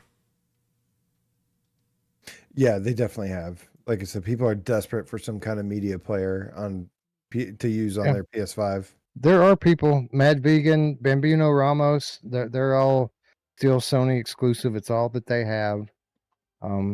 So they're all about sideloading their movies and watching them. Listen, I've got a PC. I've got a Quest 3. I would much rather do everything on my PS5 with my PSVR2, right? I would never touch this. That's the thing, though. You have to use your PC just to get the movies to sideload. Like it's not like you can just go watch it. Oh, then fuck it, yeah. Through a web browser like you can on everything else. Yeah. I mean, Kevin Bradley Anyway. Games says fantastic news. That's Good. That's all I need to Good. know. Ooh, GameCat White Tiger. Hey, there's fucking GameCats here in the responses. Your Discord seems not to be working. I don't see it anymore. Ooh, bad news bears. Okay. Yeah, your Discord not working is probably the first indication that shit's not going well. But all right, we'll keep you guys posted. Obviously, they're going to have more news regarding the features and a release date. And I will obviously try this out and let you guys know if it's even worth your time. So please stay tuned. All right. Let me get back over here. Nope, that's not where we're going. That's where we're going. Something's definitely up with OBS today. There's been this crazy lag between trailers, and it just seems like it's going to crash every 5 seconds. Guys, whose turn is it for the 5-minute challenge? I put it in the run of show, but I didn't put it for myself. Did you? Yeah. I didn't even read it. Let's see. Why do Probably mine. It's always my turn. It's Wes. Dude, it's funny. I was talking to a bunch of people in Discord voice chat prior to, like, while I was getting the run of show together, and I was like, oh, let's figure out whose turn it is for the 5-minute challenge, and somebody said, well, it's probably not Wes's because Wes says it's always his turn. Yeah, it is. It's always my turn. So I checked. Fine. It has been 3 weeks since you've done one, since you've hosted one. All right. Awesome. Good. Yeah, it feels if it makes you feel better, I feel like it's never my turn. So that's how that works. I feel like that too. Sound like my wife. Just kidding. What is going on in the chat here? Mark Pringlesleaf says we've restarted the stream. Ian Stanbridge says, "Wow, on to second episode of GamesCast today. Is everything okay?" I don't know. I did see a couple people mentioning that the stream froze for them earlier. Okay. Please let us know in the chat if everything seems to be working okay, you guys. Let us because everything over here seems all right, but OBS has been acting very strange today, so I would not be surprised if things went horribly wrong. Of course, All right. of course they would Okay. on such a fun episode. Yeah.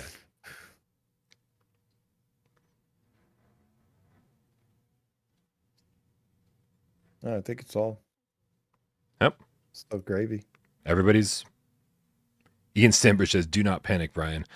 Listen, I love the You're ready to advice. freak out! I love the advice, but I'm always in panic mode. Pretty much from the time I wake up, going, "What do I have to do today?" till the end of the day, going, "Oh my god, did I get everything done I have to do today?"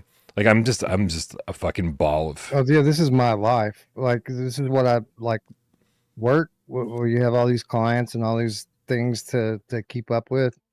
Like it's like my whole life is, well, okay, what am I doing? What am I forgetting? What Right. did I not do? Whose launch am I blowing by not remembering what I'm supposed to do right now? What are you blowing?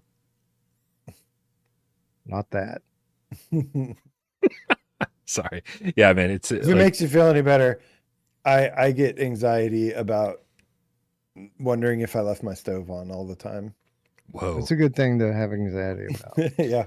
I have anxiety about dumber shit than that. Like, I only went away for a couple of days, and I was nervous that tornado would have jumped up on my counter and accidentally turned on my stove. Like, I'm not worried that I didn't turn it off. That's very likely to happen one day. No, I'm just kidding. Oh God, don't do that to me. Cats are evil. Like, I imagine the most improbable scenario, and then suddenly that's my reality for like days. I'm like, please somebody tell me if my apartment burned down. No, with her, you'll just slowly you'll get to work one day, and just day by day you'll start noticing like keys off your keyboard are missing. Like one key will be missing one day, and you'll be like, where'd that go? And then Bro, you come back and there's another one missing. she has a thing with analog sticks. Like, she has ripped them off of devices before. Like, that's the only thing she's ever done that pisses me off. I was wake up and my Win3 GPD will just be missing an analog stick. And those things are like $15 to replace. Like, are you fucking kidding me with this shit? Anyway. Some dumb guy says Rad is already up for download on PS5. Boom. Oh, what? Really? Yeah. Interesting. I mean, that's what he says, so I assume so. Well, thank you for reading that and not checking to see if it was real. Here, I'm going to search for Rad TV real quick. Where am I going to check?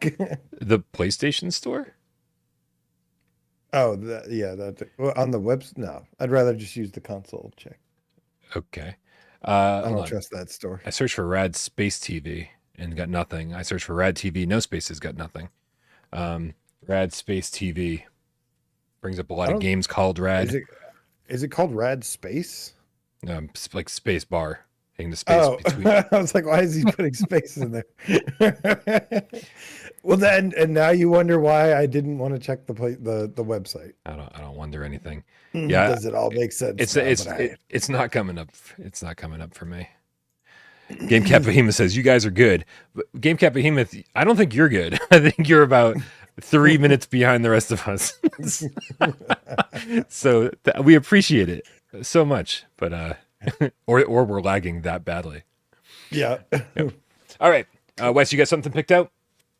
I do indeed. Amazing. All right, well then I'm going to get this timer up on the screen. You guys know how this works. It is no longer PSVR 20 questions. It is the 5-minute challenge. AJ and I will have an infinite number of questions, but only 5 minutes to figure out what PSVR 1 or PSVR 2 game Wes is thinking of. The only question that remains is how much does he hate us? Because I think it's going to be a lot. I'm going to bring up the timer. AJ, you ready for this? Are you ready for this? What did I do? Everyone's saying shake my head, AJ. Steve Irie says, fuck's sake, AJ. What did I say? Did I say something? I don't know what I said. I mean, this is my reaction to everything you say. So, like, I just feel like the chat is finally with me for the first time in years. Now I'm getting anxiety again. Thanks, guys. I have no idea what I said. It was Rad Space TV. I think it was. Oh, okay. Okay. Whew. Nice. Thank you. All right, Wes, you got a game picked out? Indeed. Well, then, on our mark, get Des. Go. Take it away, AJ. Is it on PSVR 2? No. All right, so PSVR 1 only. Is it? I'm going to bring up WordPad. Has this game ever made it on a top 25 list, or to your knowledge, would it ever? I would think so, yes. Does it use DualShock? Does it support the DualShock 4? It does. Does it also have aim support? No. Does it have move support? No. Okay. Does it have 3D rudder support? We got infinite questions. That would narrow it down significantly. To like I highly doubt that it has 3D rudder support. Okay. Is it did this developer make other PSVR games? Yes. Oh my god, I just thought Kind of. Yes. Well, kinda. Okay. Yeah. Have they made any PSVR 2 games? Yes, and I'm only going to. Well, never mind. I was going to say I'm only going to count that as one question, Right. Because I kind of lumped them It together. doesn't matter. We have infinite. Infinite Is questions. it a horror game? Some would say that. Horror-ish. Is it a zombie game? Kinda.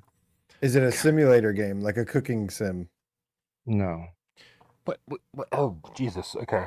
Can you move around in this game? You can, and when it's not like a zombie game, but there are some zombie-like enemies in it. Let me say that. Okay. With the movement, you said we can move around. Is it full locomotion?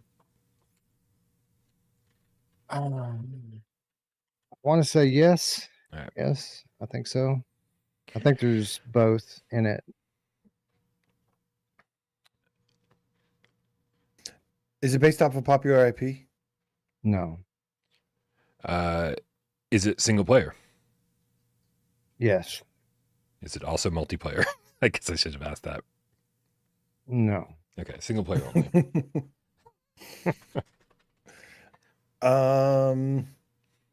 Is it a roguelike? Can you Define. Is it in death? No, sorry. Is it a shit? is it a shooter?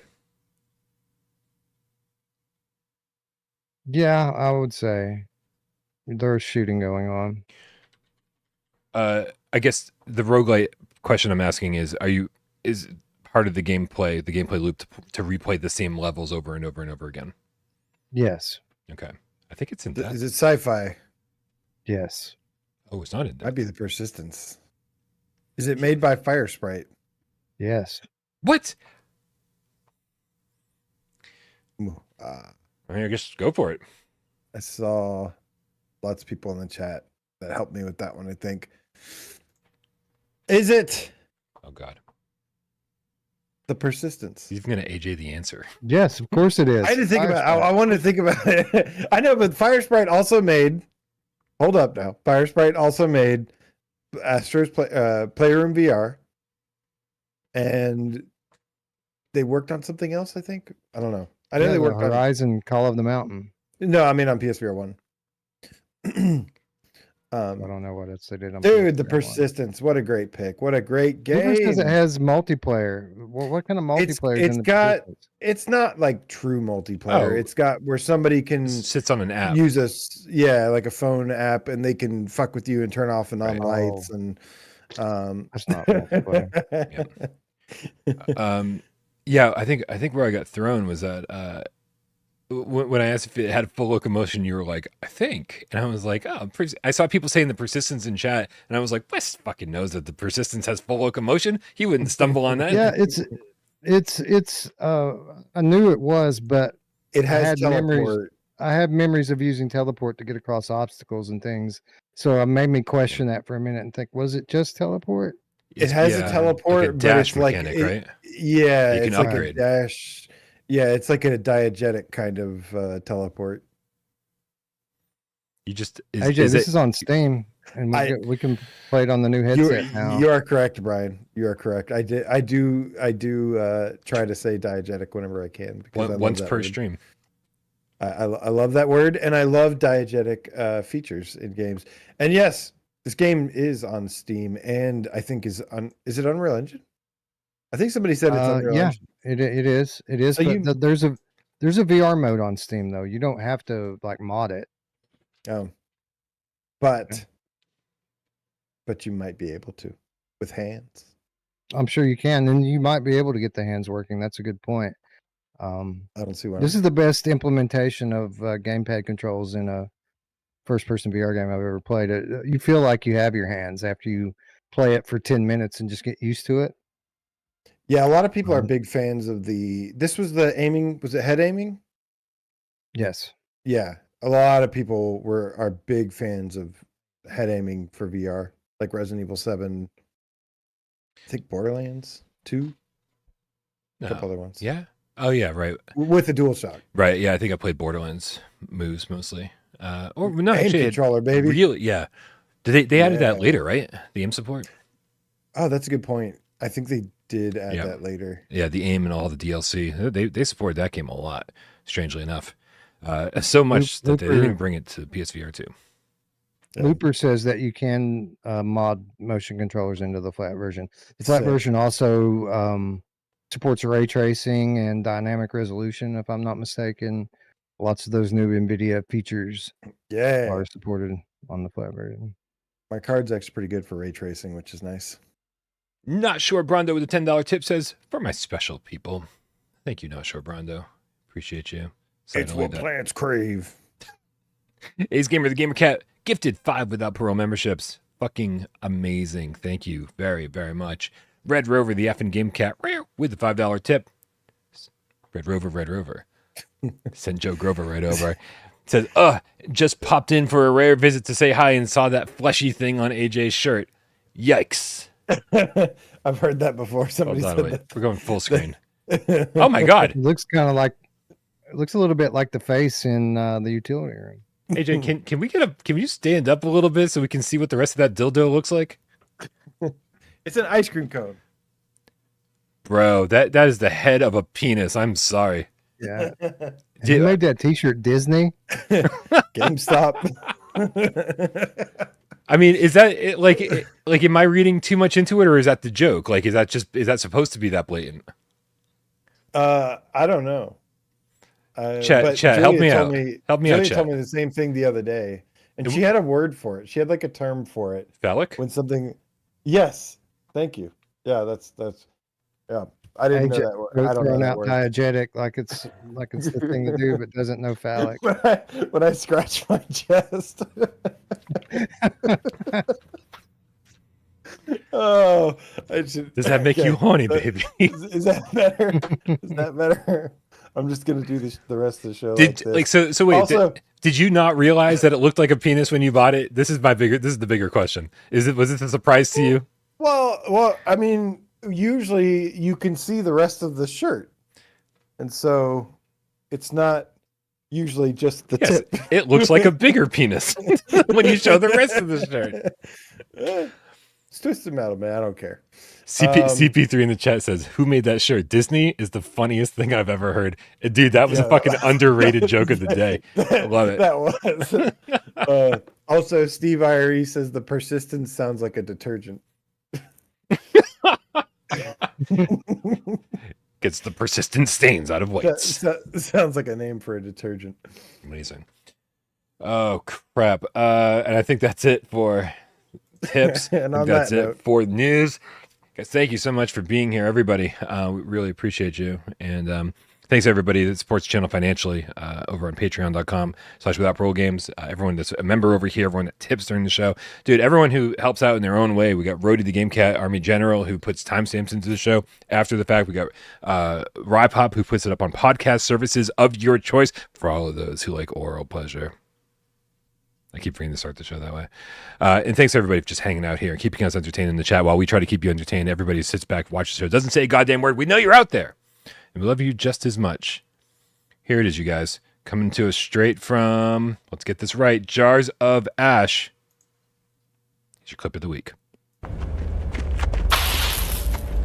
Tourist, welcome back. Thanks for responding to our call. How's your coup going? The situation on the inside's getting pretty dire. Eradicators are more aggressive than ever.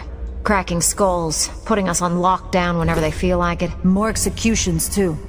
8 people took the walk last week. A few were on our side.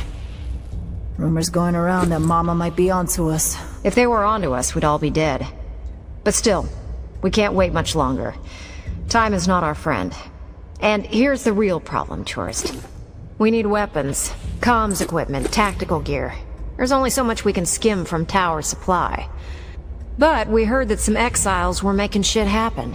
Moving stuff through some kind of trade network.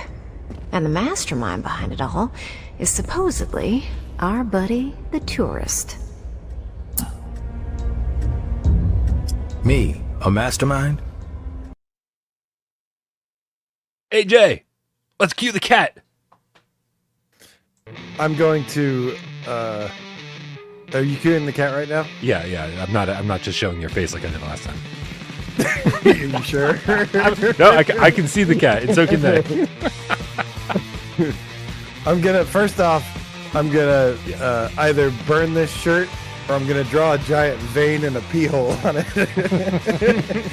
And also, I want to say, see you guys next week. To Dan Kiefer says, "LL, this is exactly the game I've been playing now. Tabs, totally accurate battle simulator." Mad_vegan in the house tonight says, "Such a great game with so little jank. It makes any jank that much better." You know who else loves jank, Wes? Null Zero in the house tonight. Steve_IRE Egyptian Magician. I love this name. Says, "What game is this? What game did you just show?" I don't know. What we doing? Oh, that was Saints and Sinners Chapter 2 Retribution. Saints and Sinners Chapter 2 Retribution. You forgot the whole name. The Walking Dead. Saints and Sinners Chapter 2 Retribution. Part 1. Melchiah, the Soul Reaving Game Cat. Raziel. Where's our Soul Reaver VR? I hope that comes to Unreal Engine. Mark, Poppin, Pringles, Leaf, thank you so much, man. Bambino, Ramos, Heart, thank you to you too, man. Mischievous, Marco, the Underground Game Cat Elite Name Squad in the house. Nick Mulo, what is up, homie? Shades of Gray Matter, thank you so much, man. Minners, 71. Jay, the foveated rendered Game Cat with 90 frames per second and adaptive triggers and haptics. Ace Gamer, the Game Cat, thank you so much for the gifts. You are a sweetheart. Old Darth, bye-bye. I hope you get your PC fixed, man. Go to the PC troubleshooting in the Discord. Game Cat, Photo Nutter, all of yous, have a wonderful, wonderful night. Scott, the PSVR Game Cat for life. And Prentice Summer Scales and Beard Up Power 666 and Distracted and Looper, the Underground Game Cat, another Elite Name Squad in the house. Thank you guys so much, man. Awesome, Tatum. What up? Minners in the chat was wondering why the PSVR2's tab has been removed from the PlayStation Store, and I checked the PC Store, and Nick in the chat checked the mobile store. I don't know if maybe he's talking about the PlayStation 5 store itself, but the PSVR2 tab is exactly where it has always been.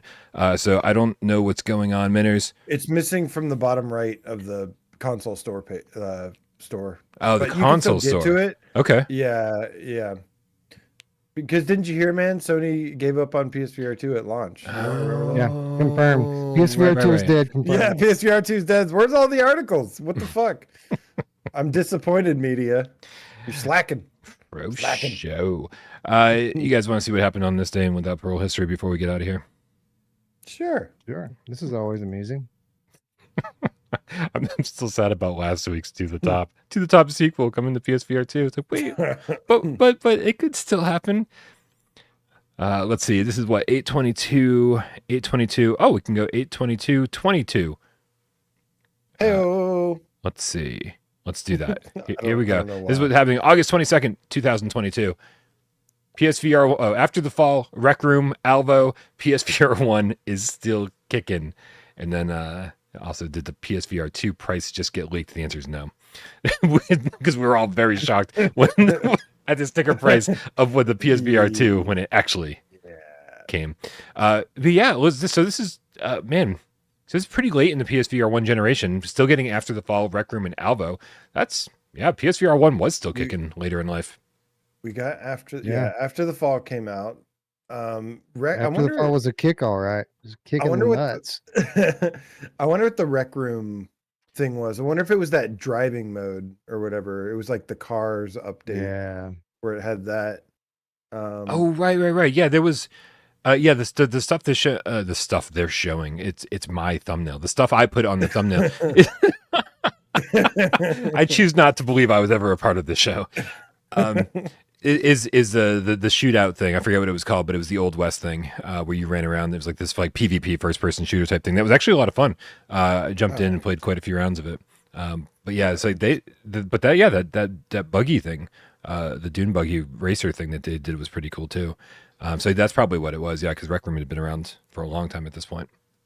Yeah, and then Alvo released in 2022. I'm guessing I'm based on whoever made this thumbnail. I'm guessing it was just the zombies mode. Okay. Right. Based on whoever made the thumbnail. Yeah, I mean that guy's a fucking loser. But so it wasn't even like really new games that we were excited about. It was just new new modes for games New that we've had for a updates. while. Some things to play, right? Yeah. That Mhm. updates did. I mean, aside from a couple big games, there updates definitely kept PSVR2 alive for a while, like No Man's Sky, Gran Turismo. Oh yeah.